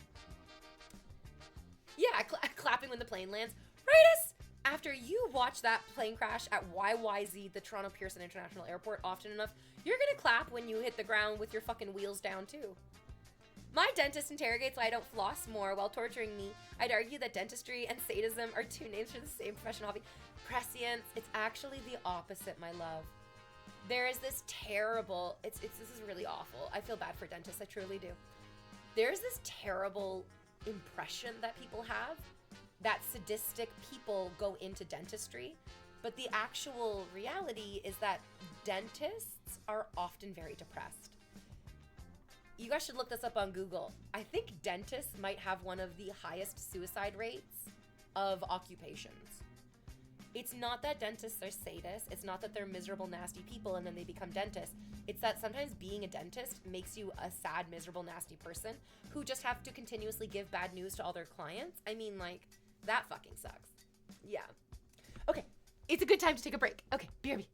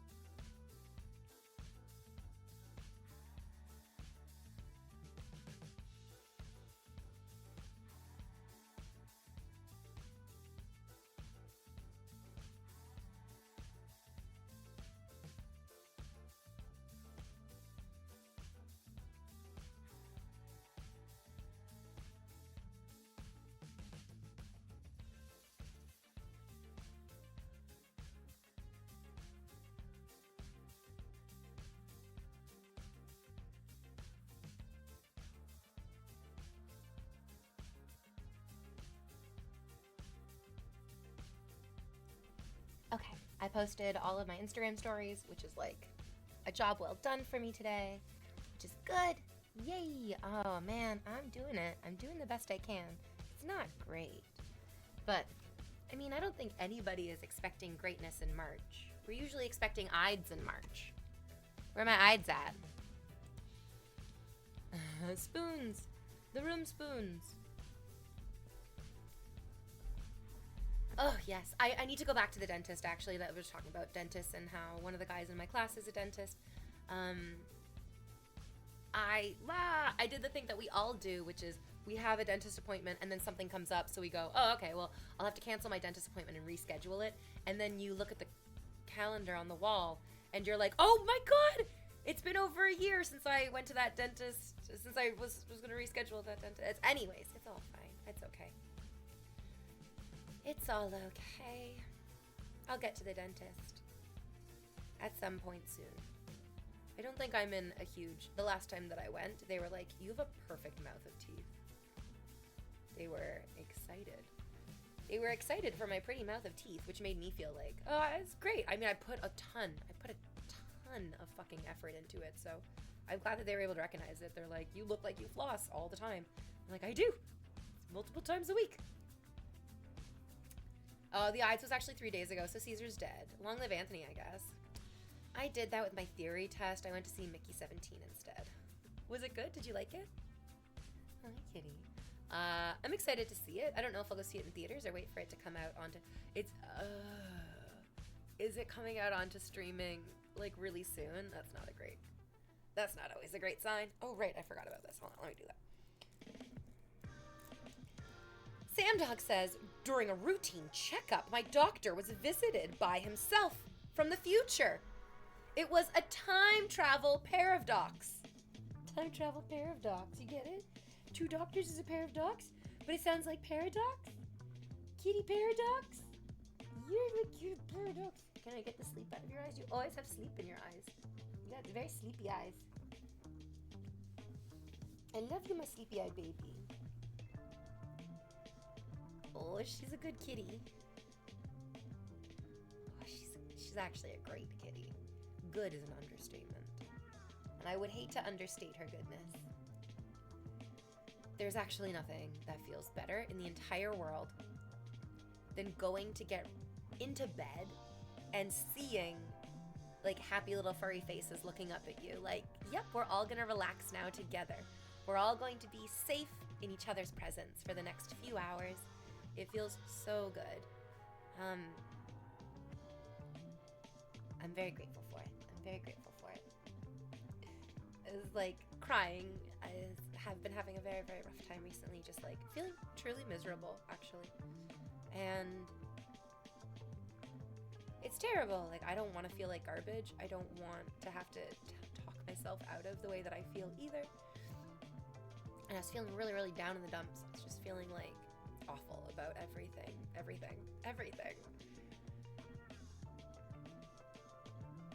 And then I went into my bathroom and she was just in the bathtub, not with water in it, but just in the empty bathtub. She's so silly. Why are you so silly? What were you so silly doing in the bathtub for? There's nothing good for you in there, but she loved it. It was very silly and I liked it a lot. And in that moment, I was like, she's gonna die one day. This cat will die one day. This cat is not gonna live forever. We were so blessed to have them in our lives at all. It can't be perfect. They can't live forever. So like, she'll die one day. I know. And she's 13. She's turning 13 very soon. So she's getting old for a kitty. My little 13-year-old black cat. It's like your golden birthday. You're like extra lucky. And I won't be so lucky then after she's gone. And so I do need to feel grateful right now that I have her and that I love her and that she is real and she is mine and that we have each other. She's my tether that keeps me attached to the earth. This is like the hardest part of breaking up with somebody, when you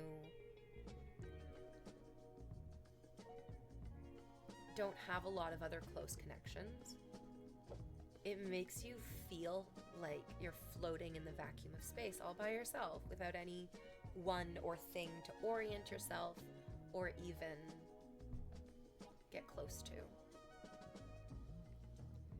And it's really hard, but it's worth it to like, stay here with me. Yay! It's really hard, but it's absolutely worth it to then like force yourself to recognize, like count your blessings, check your actual tethers, be grateful for what you've got in front of you. Because you might be feeling really bad about like your own lived circumstances, but the truth is it could always be worse. And so, yeah, I didn't know that, V. I'm so sorry to hear it. It's okay. I think everybody goes through miserable parts of their lives, and I think that this miserable part of my life is very justified, which makes the whole experience of it really different. I think a lot of people are going through miserable things in their lives that are so unjustified. They are facing misery that has no benefit. They are facing pain that has no silver lining. And that's awful, and I feel really bad for those people, but I don't recognize myself as one of those people. I feel like I can take the misery that I am truly experiencing with like my life, and I can use that for something good. And the way that I see that I'm going to use it for good is by acting. Like, I have all these big, intense feelings that feel like they'll kill me, but they won't. My feelings won't kill me. But if I can learn how to use them as an actor, then I could kill some audiences, you know? Or at least that's the hope. I started telling this story, but I didn't actually finish it. A couple weeks ago, it was about like a woman that my mother had done advocacy work with, because this woman was being sued in a civil case because while she was at work, somebody came into her work and attacked her, and she fought back. She defended herself from the attack, and then she attacked back. And so she was being sued in civil court for not defending herself, which would have been like unsuable, but she was being sued for attacking back. And I started talking about this story, and then I got distracted because it's kind of an intense, awful story. But basically, the woman who was attacked and fought back and was getting in trouble for fighting back had been severely abused as a child, so severely abused as a child that it meant the moment she was being attacked, there was no stopping at defending herself, because her nervous system was primed to recognize this is life or death, I'll die if I don't do something about this. And this woman who was so severely traumatized in her childhood that it then made her a sort of uncontrollably reactive adult, had the unfortunate experience of being told by some other idiot on her council team that everything happens for a reason. And my mom came home after she heard that, and I think it's one of the first examples of me like recognizing my mother's rage. My mother's just like absolute earth-shattering anger, because she was so angry that that stupid woman had said everything happens for a reason, because children are not abused for any reason, you know what I mean? They're just not. There's no good reason for a child to ever be abused, no matter what. And there's no silver lining from it. There's no like expectation that you rise above it or that you use it. It's just a terrible set of circumstances. It's just an awful thing that was done to you. And it's so, I think it's why so many people are dissuaded from going to therapy. Because they worry that their therapist is going to try, I don't know, to give them this like, well, everything has a reason. And I don't think people want to go to therapy to find reason. I think people should want to go to therapy to find healing, which is like painful and reasonless sometimes. Like, sometimes there's no good reason to heal from these things. Sometimes you just have to make up a good reason to heal from them, and that's painful. My beautiful kitty. I have no idea what I'm talking about. I'm literally just struggling as a human being and doing my best to show up every day. Yay! What I'm hoping for is that I get to look back on this part of my life and go, wow, I'm very proud of the way that you conducted yourself, because having the retrospective experience shows me that, like, this was scary and bad and awful. Yeah, kitty. This is scary and bad and awful.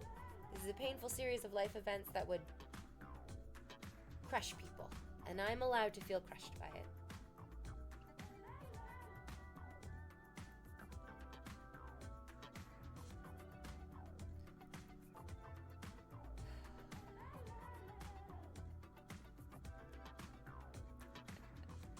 I have no idea what I'm doing. I'm just squeezing my kitty. Oh, I love her. Okay, I'll let you be free. I've given you so much squeeze. You've impacted the lives of many different people in many different ways. That's exciting. That's a nice thing. That feels rare. It doesn't feel like everybody gets to do those types of things, and I like that I get the chance to do those things. It's just some visual ASMR for us who like cats. Oh, I love cats. I really do.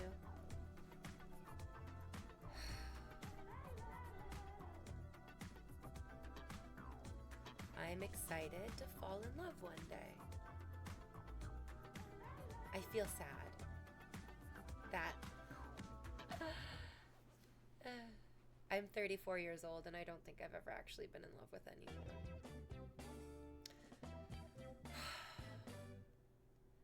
That feels so pathetic, right? Like, I feel like such a failure. Oh no, I'm such a failure. No. How? Okay, wait. There's different types of love.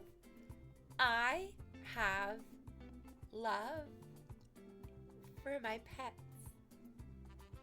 And I have love for my friends. That's more than a lot of other people have. And I think it's okay to feel happy and content with that amount of love. Yeah, I'm being a bit of a narcissist by being like, oh, poor me, I've never been in love.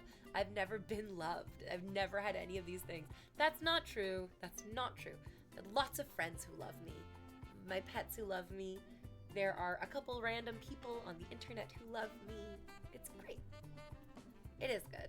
I'm sorry, I'm such a sad sack today. I'm trying. It's so difficult. I would love to be distracted by something else. I tried to distract myself a little bit over the weekend by reading Sarah Wynne Williams' book, Careless People, which is about her time working for Mark Zuckerberg and Sheryl Sandberg at Facebook, Meta. It's like, it's like if you had like an incurable brain tumor and you were like, you know what, I'm just gonna watch videos of train crashes. And it's like, you're going through a really, really terrible thing yourself, but it kind of feels good to sort of view other people's terrible things going on because it distracts you even just a little bit from your own terrible thing. Yeah. Maybe I just need to be distracted by other terrible things, like Sarah Wynne Williams' experience of working at Facebook under Mark Zuckerberg and Sheryl Sandberg. I worry about missing the chance at things. Day by day, I worry about walking out my door. Is that crazy? No, it sounds like you have anxiety. It sounds like you have standard anxiety, and that the crux of that anxiety, the root of that anxiety, is your life's work right now to understand and to process. And I'm doing the same thing because I feel the same thing. Like, I genuinely feel scared to go outside my house every single day. And it's a little embarrassing to say, but it's also not. It's also not embarrassing to talk about when you put it into context with my lived experiences, which is then like a person who's had my lived experiences would feel scared about entering into a scary, dangerous, unpredictable world. Do you want to play Would You Rather? No, thank you. No, thank you. I love the fit today. Oh, thank you. Yeah, just like a cozy pair of shorts and a little tank top. It's very casual. It's a very casual Tuesday stream. Yes.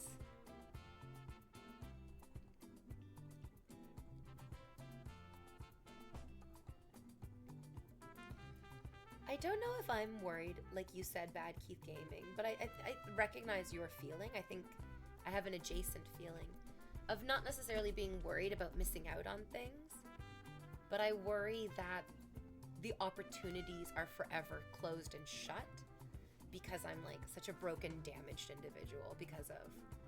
There's a book that's coming that I'm actually really excited to read. I have so many books that I'm excited to read. I'm kind of getting it over my head, but that's okay. That's the kind of person I like to be, who has more books to read than she has time to read them.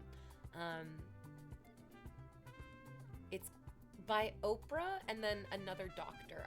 It's not Dr. Phil, thank God for that. But it's Oprah and then another doctor. Sorry, not another doctor. Oprah's not a doctor.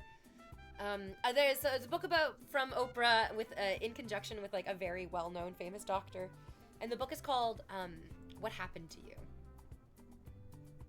I'm very excited to read it. I've heard excellent things about it because it does give you that perspective, rightus, that like you were saying a little bit ago, that like you feel really similar, that love is really hard and it's stupid. It's like, yeah, you're right to feel like these things are difficult because of what happened to you. Pineapple on pizza? Oh, the saint himself. This topic of conversation is almost 15 to 20 years old. I genuinely have the sensation of nostalgia for somebody bringing up the pizza and pineapple thing. It actually feels like something a grandpa would ask me. How old are you? I distract my mind with brain working activities like building a puzzle, a good one like that. The romantical loneliness has been hitting me too. It's very difficult to let go of the desire to have a partner. It feels like everything in the entire world wants you to have a partner. And it feels like if you don't have a partner, you are a failure as a person. And that's so exhausting to have to wade through every day. Hey, V, are you taking credit card details? Can we send? Ew, no thank you. I don't want your disgusting, filthy, paltry credit. Yuck. I think there are milestones in life, and I know that I missed a few, and that worries me. Yeah, me too. Yeah, not always can I convince myself that I'm happy being single. The thing is that a jail cell and your home are not functionally that different. The massive difference between a jail cell and your home is that you get to leave one whenever you want. You're allowed to leave your house basically whenever you want, kind of, depending. If you're not, then you're in a jail cell.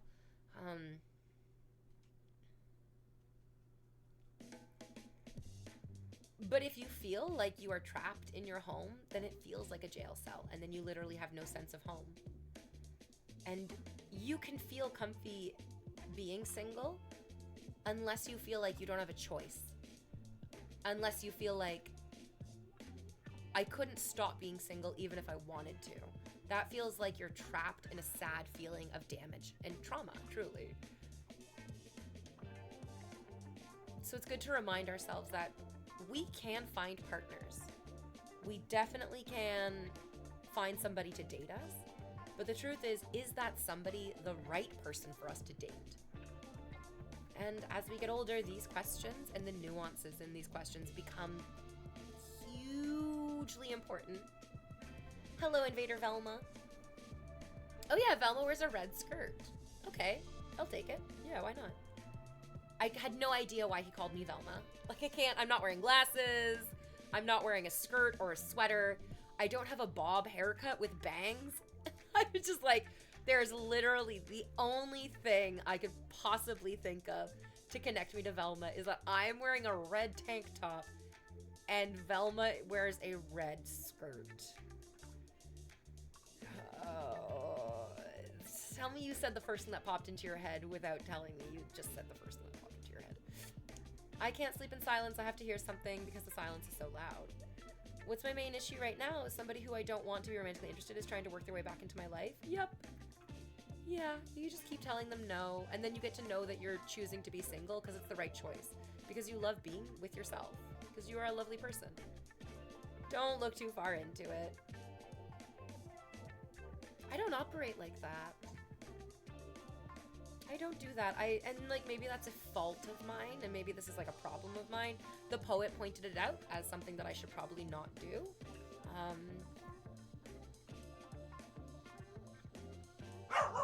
Oh, we're barking. Oh, we're barking. That he was like, you're always looking for like the hidden meaning or like the secret message in what I'm telling you or saying to you. Hi. I hear you barking. We're really loud today, eh? Agitated. We're agitated today. Sorry about that, guys. Hey, Bal, do you want to come up? Bal, how about you come up? Yeah. How about you just come up and relax? Come here. I'm gonna hold you so that you're slightly less agitated, okay? Hello. Hello, my little lady. Hello, hello, hello. Hello, hello. You don't have to be agitated. You don't gotta be agitated. You can just be relaxed and happy. Yeah, a relaxed and happy girl. My happy, relaxed puppy girl. With pretty brown eyes, and a pretty brown nose, and a pretty brown coat.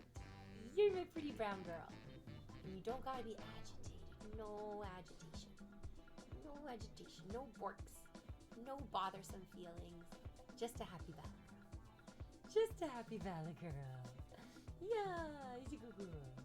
He's a good girl. He's such a good girl. Okay, can you lay down? Yes, you can. Bella, lay. Oh, right there. Okay, good girl.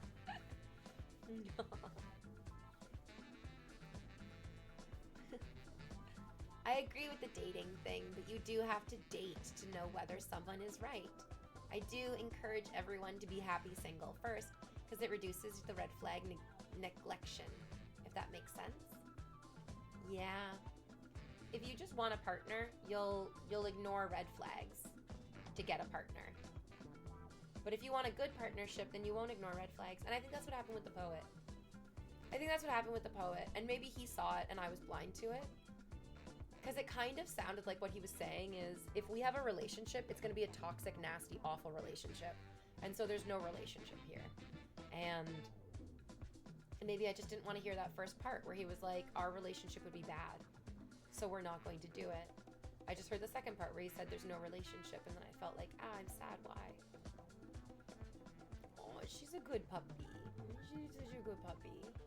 And you're my good puppy, I love you. Okay, can you lay down, Bella? Bella, I need you to lay. That's right, lay your face down. Good girl.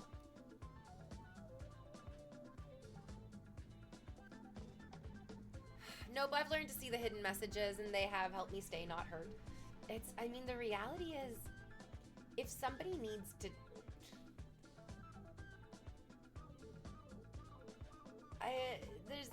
you shouldn't be confused. Like, just baseline, if you're with somebody and you feel a little confused about, like, what's going on, fuck that person. That's not for you. That person's not for you. They shouldn't be confusing you. I love you, my puppy. Ignoring or justifying red flags happens mostly when you have some form of feeling lonely or wanting to feel validated, and this is like my opinion. Yeah. Getting rejected sucks, but rejecting the other person isn't easy either, and you have to do that to find the right one. Yeah, I don't think that, like, the poet is really happy about this either. I think he obviously wanted something different. It was really heartbreaking. It was really, really heartbreaking to open up my Instagram and see that he had, like, maybe blocked me on Instagram or had, like, unfriended me so hard that it seemed like a block. Because I opened up my Instagram DMs, I was like, okay, well, like, I'm feeling pretty low. Maybe people will have said nice things to my Instagram story, and that can help me feel a little bit better today. That might give me a little dopamine boost. And then when I opened my DMs, it said Instagram user. And I thought, I was like, no. Like, there's no fucking way. There's no fucking way that within, like, 4 hours of me texting him being like, you told me that there's no together between us, and so I think that's what I have to acknowledge right now. You fucking blocked and deleted me on Instagram?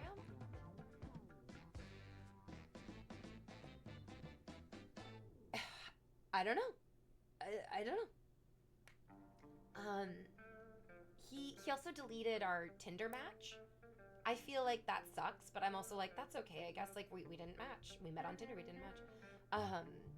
The, like, Instagram block and delete was... I don't know. All of this is so confusing and painful. It's crazy. I'm dying. I'm dying, Val. It's all so painful and confusing. And right on the heels of another intensely painful and confusing rejection, which is on the heels of an even more painful and confusing rejection. It's just painful and confusing rejection after painful and confusing rejection, Bao. It's human life, and it's killing us one day at a time.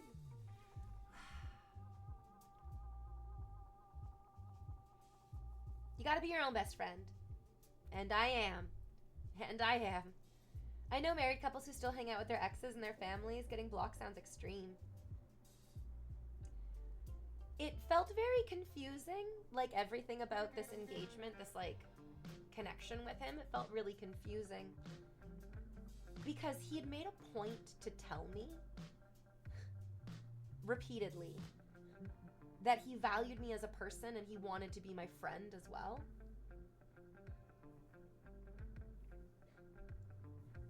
And then so like being blocked and deleted off of Instagram or like unfriended on Instagram is just like, your actions are not matching up with your words. You're just confusing me and you're doing things that don't seem in line with your intention. But I'm not even sure what's going on right now. I at least took a few weeks to unfriend them after stopping talking to that person. That's quite tough. I never block unless they're actually really not stopping. Were you being insufferable? Well, were you? I literally didn't say a word to him other than, I can read you like literally word for word everything that I said to him yesterday because it wasn't a lot and it wasn't mean. It really wasn't. I told him that I felt confused. I told him that I felt disconnected from him. And I told him that the type of connection that he was trying to maintain was not for me. It's not right for me. And he felt like it seemed like he was like pretty okay with that, but then okay, so then also get this. I'm an idiot. Like I'm a stupid fucking idiot who just sees the whole world through rose-tinted glasses. He and I watched Freerun together. It was actually really nice. It was like one of the nicest things that's like happened to me this year basically, is that he and I watched Freerun together. It was really good. It was like a really, really fun thing to look forward to do on days that didn't feel fun. And then Comic-Con was this past weekend. So at the beginning of the month, at the beginning of March, I started getting ready for Comic-Con, and part of that was like buying little like cosplay jewelry pieces, little cosplay bits and pieces. And while I was looking for the cosplay bits and pieces, I found a little Freerun doll, like a little Freerun figurine, like a little, it was like $6. It's like really, really inexpensive, just like a little plastic figurine of Freerun. But I saw it and I was like, oh, this is so cute. And this reminds me of watching Freerun with the poet. And so I bought it for him. Because I'm a fucking idiot. Because I'm a stupid fucking idiot who is so dumb and hurts herself in her confusion. So I bought him this little Freerun doll, and I didn't tell him that I got him a present. I just had it. I just have it. I've just had it for like a couple of weeks. But like, I kept thinking, I'll give it to him when I see him. I'll give it to him when I see him. And the closest I got to seeing him was just him saying, I want to plan a date with you. And me going, okay, well, you know my schedule. So, I'm glad you want to plan a date with. So now I have this Freerun doll. Now I've got this little figurine that I was going to give to him. And I'm like, what do I do with this? What do I do with this? It just reminds me that the fun, happy times and the fun, happy connection that I had with this guy is done, over, and will never happen again. And then the most painful part of that is then it makes me like wonder, was it ever real in the first place? Like, was I safe? Was I happy? Was I comfortable? Or was I just lying to myself and being lied to by somebody else? Thick Rat says, those people don't have a good sense of empathy. It's not worth the trouble if you don't have the decency to explain yourself. But all jokes aside, hope you manage to give it a place and find yourself happy again. Yeah. My friend's boyfriend left. He said he needed to work on himself and go live at his mom's. And then she found him at the club. He left her crying in the street and then got in a car with another girl.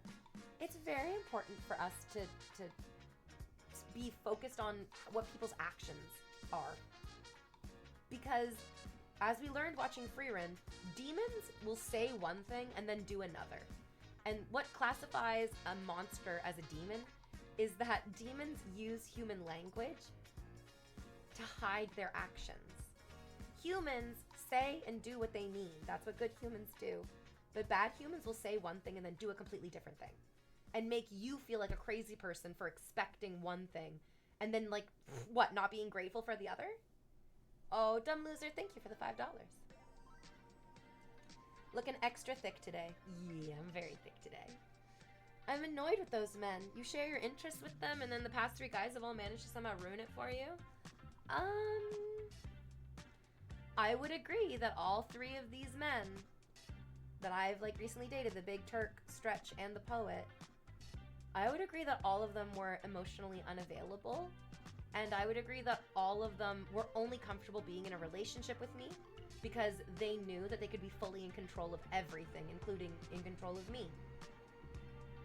And that's not because I'm a weak, 2-dimensional, like, non-person. It's because I'm an empathetic, generous, vulnerable person. So, you know what? I don't think that these guys are bad guys, but I do think they treated me badly. I do. Because I can see the way that I want to be treated, and I ask them to treat me that way, and they don't. And it's not their fault that they don't, but it will be my fault for putting up with it. Does the dog pay rent? No, you guys pay me, and then I use the money that you pay me for the dog to pay the rent. Demon means a divided man. What? In what definition? Whatever you do, don't overthink. You'll be fine. It wasn't to be. Life has so many more in store without you changing a thing. Not saying, like, don't change, but only change what you feel like would make you better for yourself.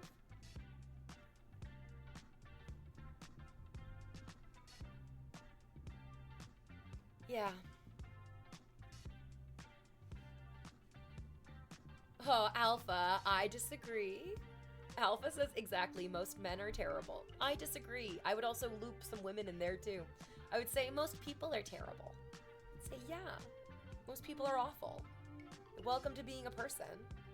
Holy cutie alert. Hi, cat like meow. I love that she thinks she's your chair. Yes, I'm her little throne.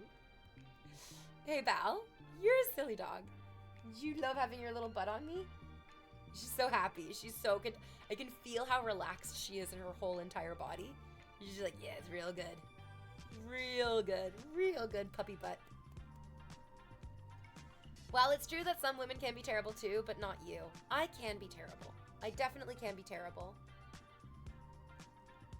I'm not perfectly nice all the time. Sometimes I say mean things that I don't even mean because I'm angry or upset or I feel threatened.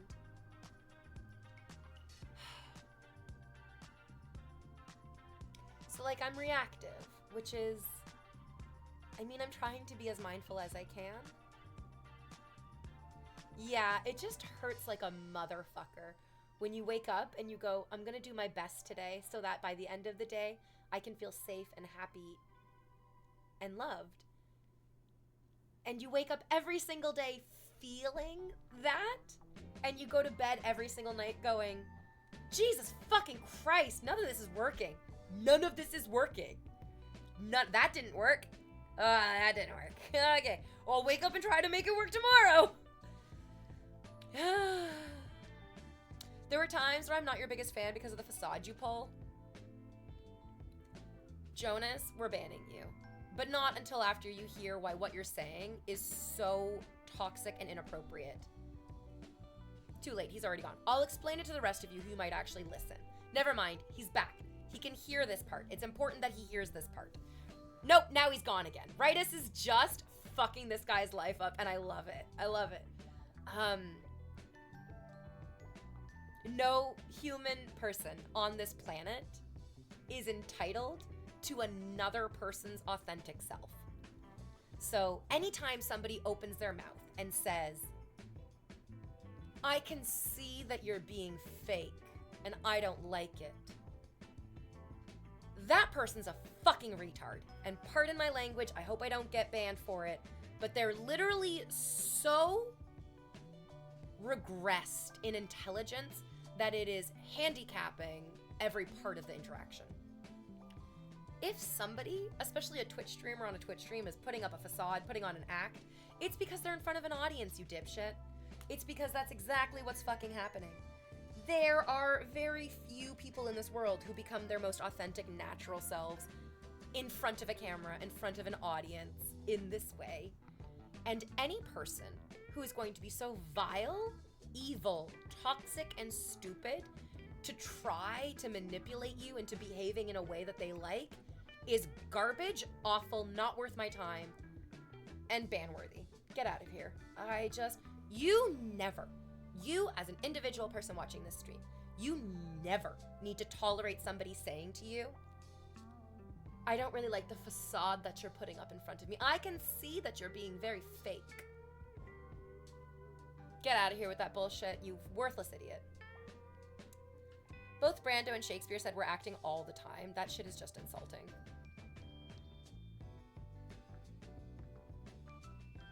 Yeah. It smacks of pretension. And I have no tolerance for it, because I'm too busy being pretentious myself. I have no patience or tolerance for your pretension. I'm too busy engaging in my own. Yeah. Also, I actually really believe that truly intelligent people can see fakeness and see the facade and not be, like, hornswoggled or bamboozled by it whatsoever, which means they don't need to point it out as some sort of intellectual gotcha for every other person in the room. Speaking of terrible people, my best friend found out that her boyfriend has been cheating on her the entire relationship with a girl who is within their friend group.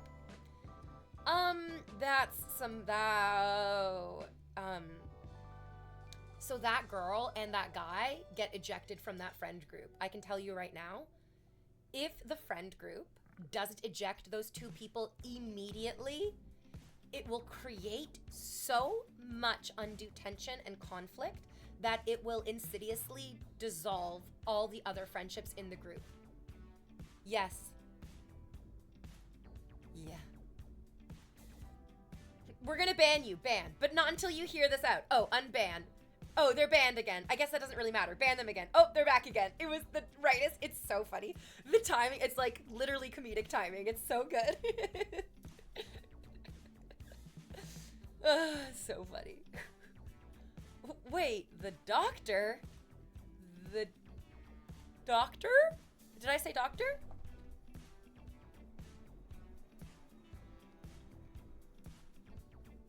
Oh, baby.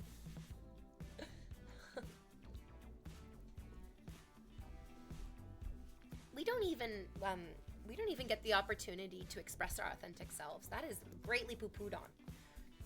When or where in, like, you're born, you're a baby, your parents are annoyed by that because all you do is want stuff and you don't give anything back. And then they force you in childhood to then start giving back to the family, bizarrely. Then you're expected to, like, go to school and sit down and be a student. I mean, so far we've covered the first, like, 6 years of a person's life, and there's been zero room for them to just be themselves. And that's an unfortunate reality of a lot of us. Oh, doctor friend. Oh, L26? I was reading Cat Like Meow's comment about her friend in her friend group who's discovered this infidelity. And I was talking about them in their friend group. Me and my friend group, oh my God. We'd never. I love all of my friends, and I love all of my friends' partners.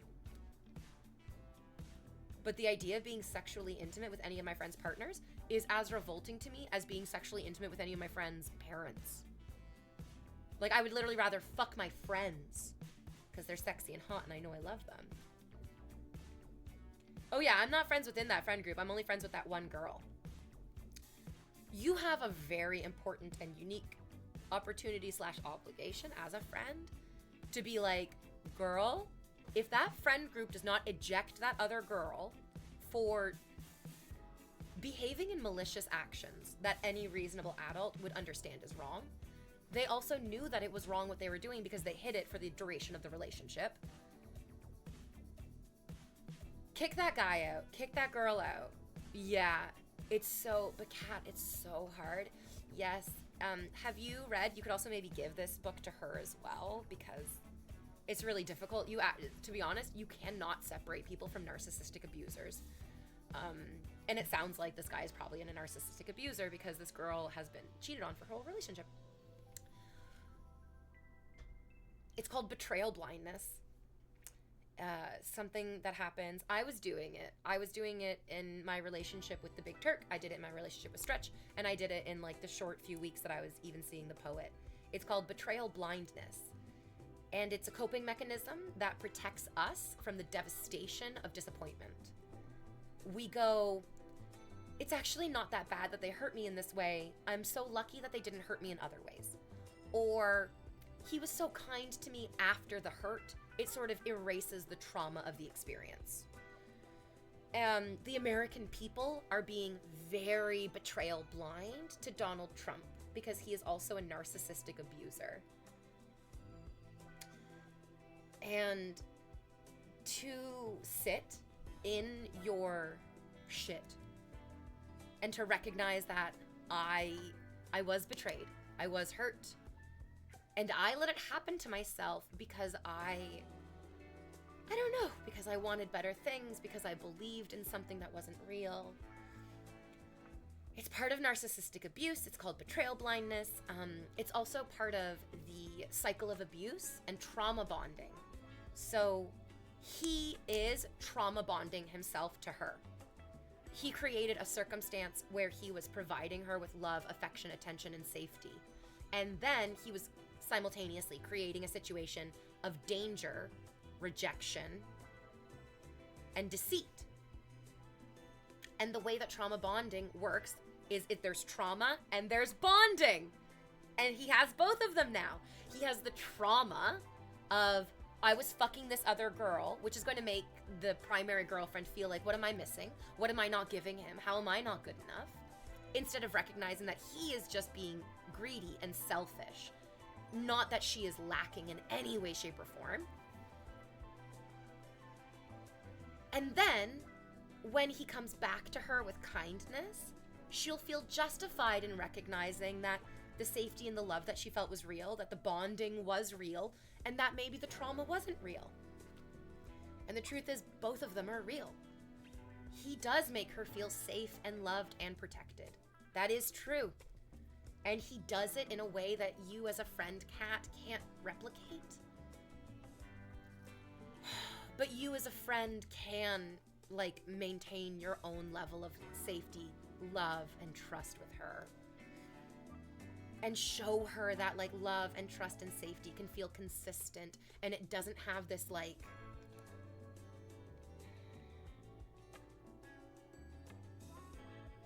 back and forth of, well, he's just having a bad day, so of course I'm not going to hear from him.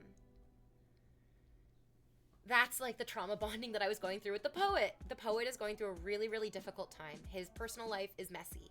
He's had a traumatic upbringing in childhood, just like I did. It's actually really interesting. On our first date, he was describing the situation of his last relationship with his ex. And I was getting, like, red flags. I was like, what the fuck? It sounds like this woman took advantage of you. It sounds like this woman was not encouraging you to be the best version of yourself outside of contributing to the relationship. This sounds codependent to me. And he was really against that. He was like, he defended her. He said, no.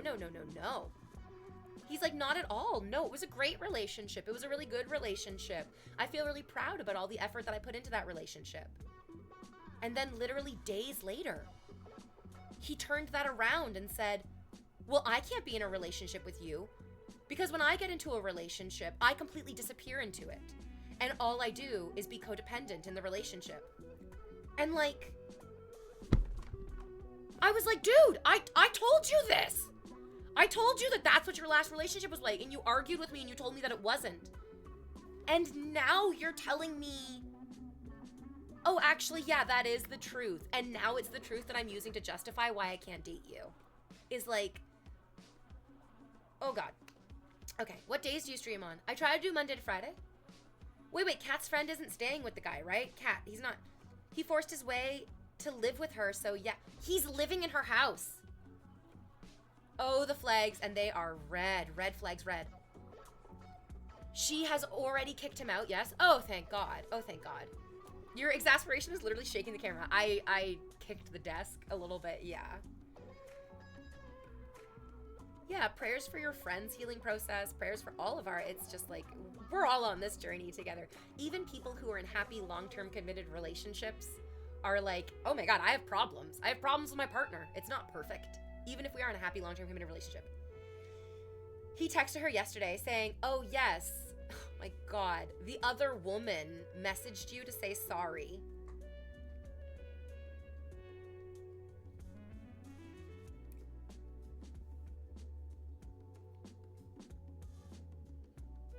And she actually didn't even message her. You know what you could do, Kat? And this might be like a cute, fun little project. Get Post-it notes and make a chain of Post-it notes. Get one Post-it note, and you and her, when you hang out, fill out one Post-it note of all the things that she hates about him. And just, it's one Post-it note. It's not, like, it won't even take you more than 2 minutes to do, probably. Because, like, Post-it notes are tiny and your writing is fucking whatever. Just do it. Just do it. I find it's very helpful. It's very, very helpful. Just write on a Post-it note a little bit of information about why he's terrible. And then another one the next day, and then another one the next day. And then eventually she will literally have 30 Post-it notes, which is to say like 30 paragraphs of her explaining to herself and you as a friend explaining to her, this is the reality of who this man is. There's a lot more to this person than these Post-it notes, but these Post-it notes are also, and these individual points are also very, very true. I've told her that he was off since they originally got together 3 months into their relationship. Yes, bad vibes, and she wouldn't listen.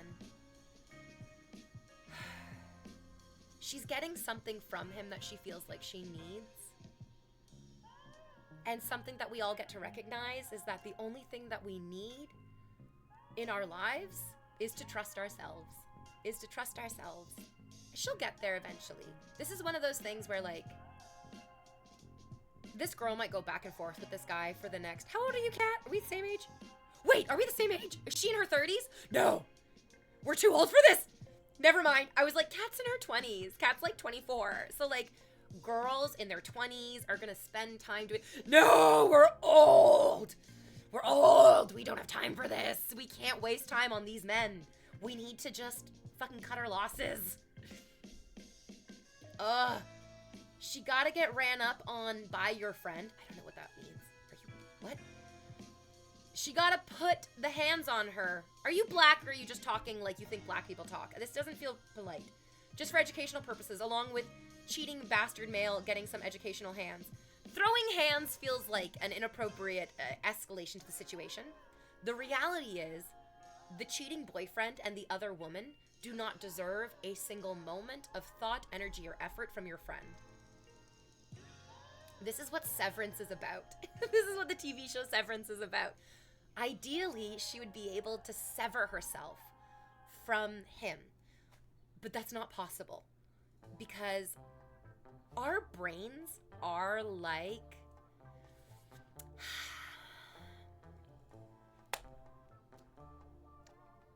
a sweater. A knit sweater. Every single stitch in a sweater is like a relationship, is like part of a relationship. Every time these threads overlap or intertwine, your brain is making overlapping, intertwining connections. When you and your partner go to the movies together, your brain is creating an overlapping, integrated connection between the movie theater lights dimming, the feeling of the seats underneath you, the booming sound of the audio, the visual experience. It's connecting that with her boyfriend. And she's getting a sense of peace, happiness, fulfillment, as well as entertainment from the movie. When you go to a restaurant, when you sit down to eat, when you put your gym clothes on to go exercise, when you put your jersey on to go play sports, when you did these things with your boyfriend, with your girlfriend, with your husband, or your wife, your brain is creating these connections and these associations. It's knitting together the fabric of the entire relationship. which means that when the relationship ends, you can't go to the movies without it being painful.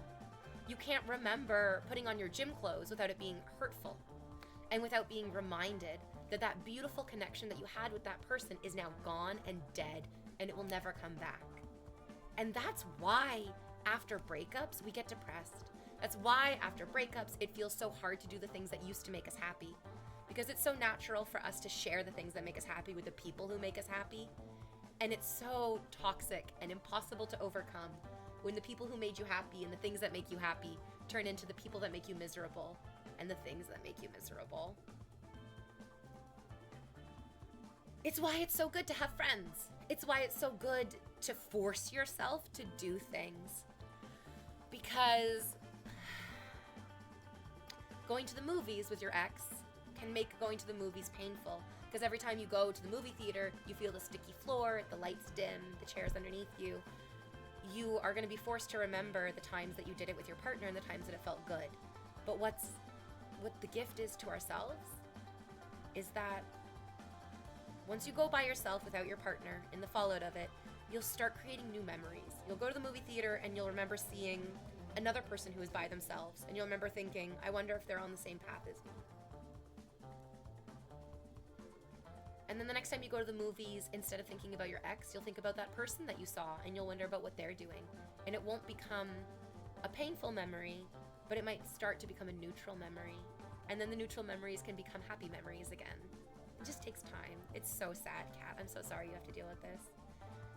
The helplessness of watching your friends suffer is torture. It's like absolute fucking torture. I am black, and that's so funny. I've been in Moon's Discord before a few times, and another person's, yes, I could tell that you were black from the way that you were typing and talking. But then I also am like, is that really rude? Is that like super rude to be like, I can tell the color of your skin, by the way? I think it had more to do with, I can tell that you're black because I can see the cultural expression of emotion that is common with people of color. No, I'm not saying that white people are boring. I'm just saying that, like, Nicolas Cage barely has to do anything for people to be like, wow, he's so crazy. Like, he's done some pretty crazy things, but, like, we really pump up because of his whiteness. Okay, I'm gonna take one final little break of the stream, and then I'm gonna be right back real quick, okay? Stay put, babies.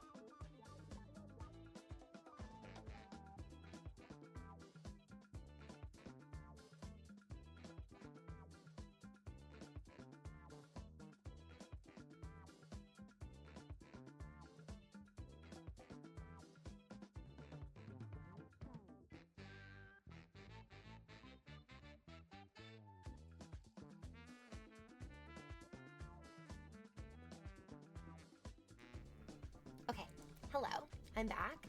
I'm so excited for the rest of the day, for the rest of the week. Hold on. What's the rest of the day? What's the rest of the week? I need to take these eyelashes off. I'm wearing false eyelashes, as I always do on my stream, just like little ones that sort of give me more of a Disney-fied eye. And I'm ready to take them off. I kind of overdid it with the glue today. I put them on, and I was like, okay, this is good, this is good. And then I was like, oh no, I'm gonna be late for stream. I have to go faster. And so latex glue usually goes on white and then dries clear. Today is Tuesday, right? Today is Tuesday, correct? Wait, did I say it wasn't? Yeah, it's Tuesday, all day. Anyways, I wanted it to dry faster, and the way that you get latex to dry faster, to go from white to clear faster, is you give it more surface area to dry up from. So I squished the lashes into my lashes to hopefully like squish out some of the latex, which means I think when I take these off,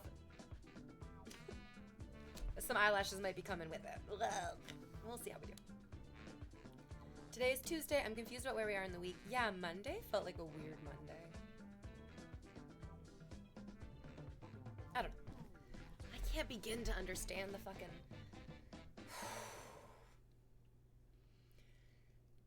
process of this life. I'm too in it to analyze.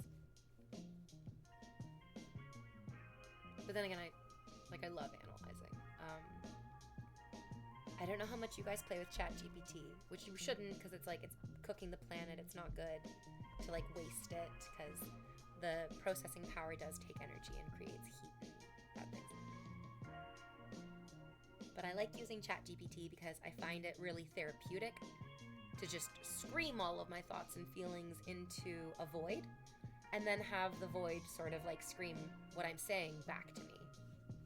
So like with the poet, and like with the big Turk, and then also with Stretch.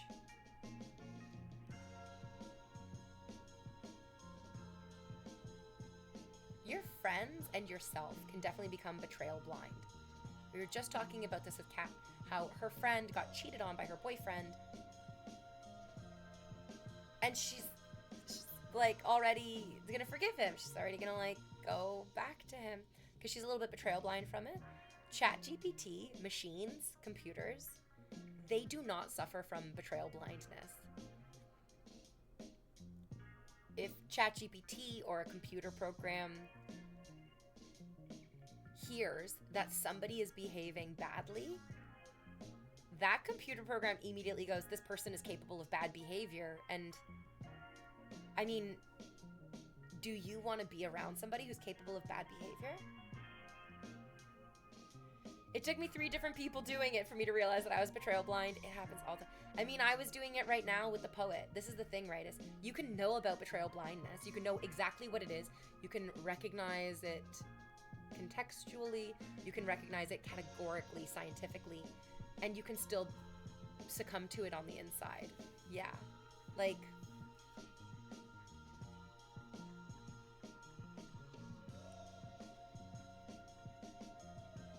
with the poet, he kept saying, I want to plan a date with you.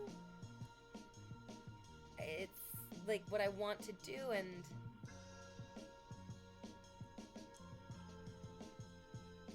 that type of like interaction is kind of a betrayal to the way that we had established how we were going to move forward.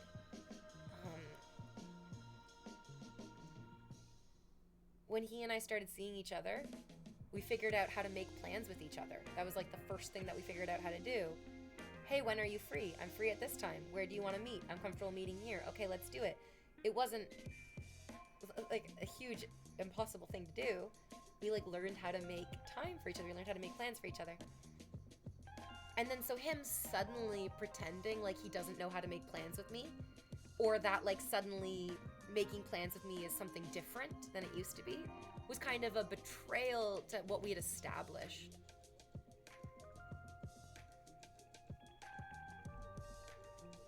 And I didn't call him on it the first time he did it. I just noticed it. I was like, oh, I've had guys say this to me before. I've had men manipulate me using this phrase of, I really want to plan a date with you. Like, I really want to take you out somewhere special. I really want to do something special for you. Is basically what they're saying. And unfortunately, people who maybe might not realize that they're being manipulative don't realize that what they're saying is, I want you to praise me for a good feeling that I have. And I want you to praise me for my good feeling as if I actually did something good. That's what it is. It's part of breadcrumbing, actually. So, in a healthy relationship, one partner would say, let's plan a date. And the other one says, yes, I'm free on these days. In breadcrumbing, in unhealthy, toxic relationships, one person goes, I really want to make this happen. Which then has a sort of subtle implication that maybe the other partner should do something to make it happen. Even though that's codependent. That's weird, inappropriate codependence. If you want to plan a date with me, then you plan the date with me. If you want to have a date with me, you don't just say, I want to have a date with you, can you plan it? That's not okay. That's a huge red flag. I can't believe you placed me in Zoidberg status. What does that mean? Call back to your earlier comment about measuring people by their actions and not their words. Oh, fuck, says Elle. That's how my boss talks. It's a huge red flag. And once you notice it and once you see it, what feels great is that all of a sudden you have like a definition for the uneasy feeling that you've gotten from this person. But then what feels terrible is that you're like, fuck, I've already tolerated this so much. If I start making a big deal about it now, my boss is going to be like, why are you acting this way? Or your romantic partner is going to be like, why are you behaving this way? I also think with the poet, it was just that he has his own trauma, which causes him to retreat and build up walls to keep himself safe and feel protected. And I have trauma that causes me to like drop my walls immediately for the comfort of somebody else. Like, I think ultimately it's just that he and I were not compatible. That's it. It's just that we were not compatible. Both of our experiences and both of our like coping mechanisms were triggering to each other. So like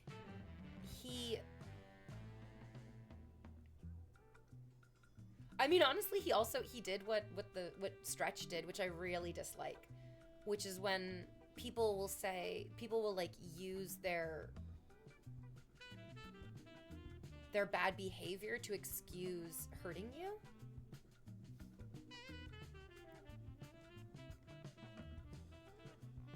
Oh, okay. Lord Has, this is such a long paragraph. We don't usually allow them, but I'm going to do my best to read it. I've been having a weird back and forth with someone for the past few months. We met at rock climbing and it was platonic for a while, namely because I had a girlfriend. But then me and the girlfriend broke up. The climber girl and I had a really good relationship and I thought she was into me, and then she would like kind of seem like she was dodging, and I had to break from climbing from an injury, and then she suddenly reached out after not talking for like a month, and then we chatted for a bit, and it's now kind of back to breadcrumbs. Lord Has, it's called hovering. It's called hovering. It's something that emotionally immature and often slightly narcissistic people will do, where they know that this is a good thing that makes them feel nice, and they like that. They like that it's a good thing that makes them feel nice. But they also recognize that this good thing that makes them feel nice requires reciprocal effort. Like, yeah, you probably make her feel really good and really attractive and really seen, but you're also probably going through a difficult time, going through a breakup, which means that you need to feel attractive and feel seen and feel appreciated. And she's like, well, that's not what I want to do. That's not part of my modus operandi. I don't want to date somebody so that I can work for them. A lot of people are just inherently that selfish. And it sucks because you want to believe that the connection is real. And the truth is, you are feeling a real connection inside yourself, but it might just be more honestly a connection to yourself and not a connection to the other person. It's very good that you're recognizing that she's breadcrumbing you and that you don't deserve that. Queen, what do you think of minors watching your stream? You definitely clicked on a button that said I am over 18 years old. So we're gonna ban you now for lying about your age. I hope one day you grow up. Once you start getting breadcrumbs, I don't know, that's usually when I just cut it off, even if it hurts. And Tazachar, that's what I was getting from the poet. I was definitely getting breadcrumbs. I was getting, like, 2.5 text messages on Saturday morning that went unanswered to being completely untalked to on Sunday. Like, didn't even message me on Sunday. And then I got a, like, good luck on your class today Monday morning text message, and that felt so rude. It actually felt so rude. I had really wished that on Monday morning he had started with, I had a really hard weekend. I retreated into myself. I did a lot of writing, and I thought a lot about the things that are going on in my life. I felt like that would have been a really wonderful, honest place for him to come into the week. And I feel like that would have been the appropriate way to do it, because he didn't do that. He just tried to jump into the middle of a conversation, which is like not appropriate. It seems rude. It seems rude. Yeah. Because I had a really hard weekend too. I bought tickets. I bought tickets to go to Comic-Con. I was really excited to go to Comic-Con because I like Comic-Con. I love dressing up. I love cosplay. I love the environment of being with my fellow nerds and with people who have the same passion as me. Really like it. I was really looking forward to it. And I invited the poet, and I invited like a couple of my friends. And like my friends were like, yeah, I'll go with you. That sounds like a lot of fun. And I was like, okay, cool. I'm really looking forward to it. And the poet said no, without really saying no. He said, I'll think about it, which is just like a no that I don't want to give you a no. And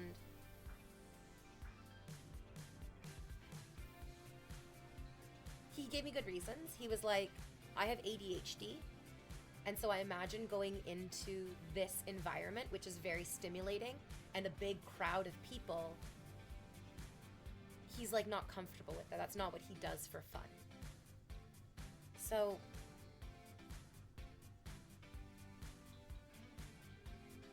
I was like, okay, then like you don't come to Comic-Con, of course. I'll figure this out in therapy why, but all of a sudden him framing Comic-Con as like something that would hurt him if he did it made me feel like I couldn't enjoy Comic-Con, and I didn't end up going. I canceled with my friend. I told her that I wasn't feeling well, which is true. I was feeling sick. I didn't end up going to Comic-Con at all.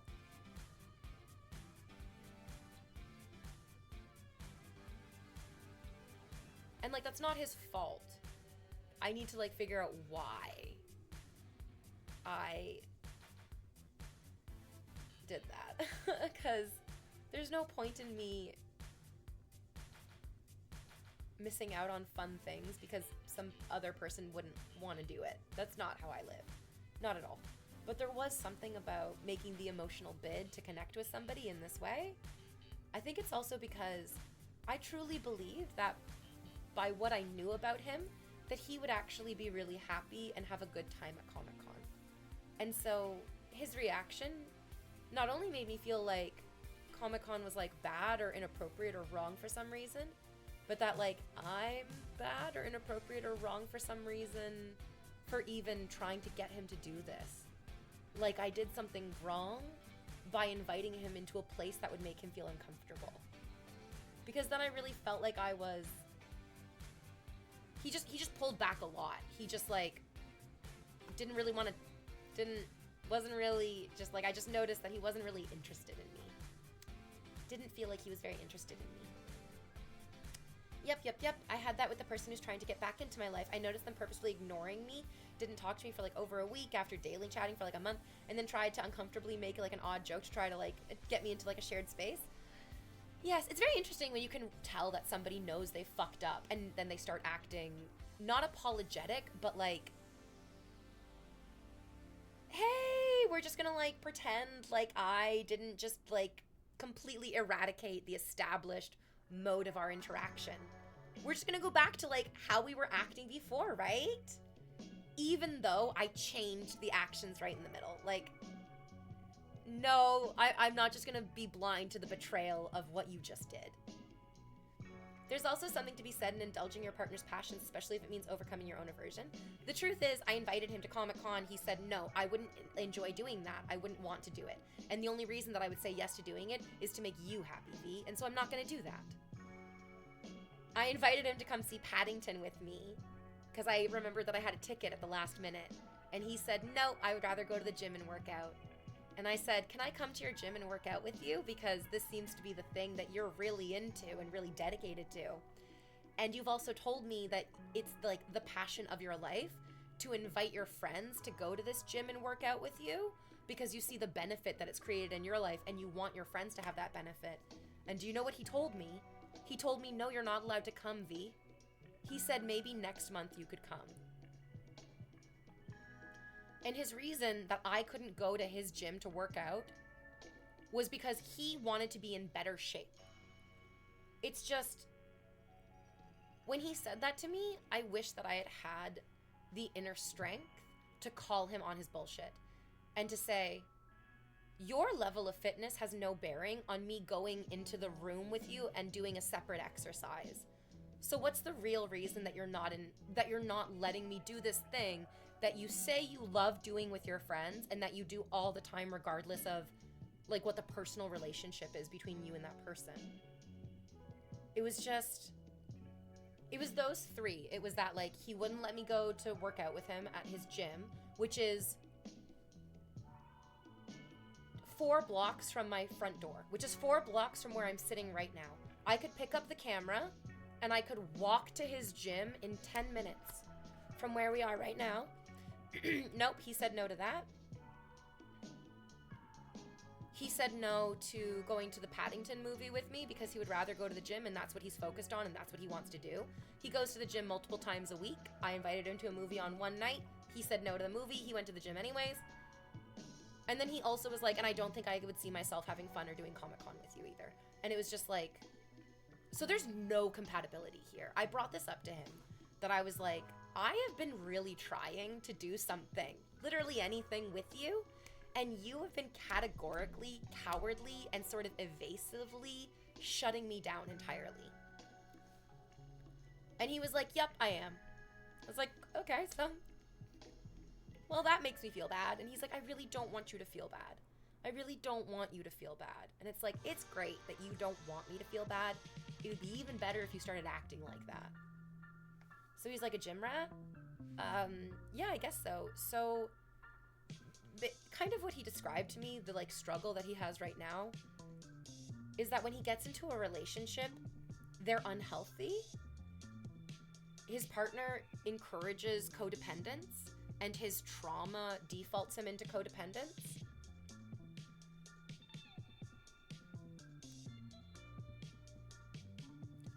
And so I think, oh yeah, it's 4, I'm done stream.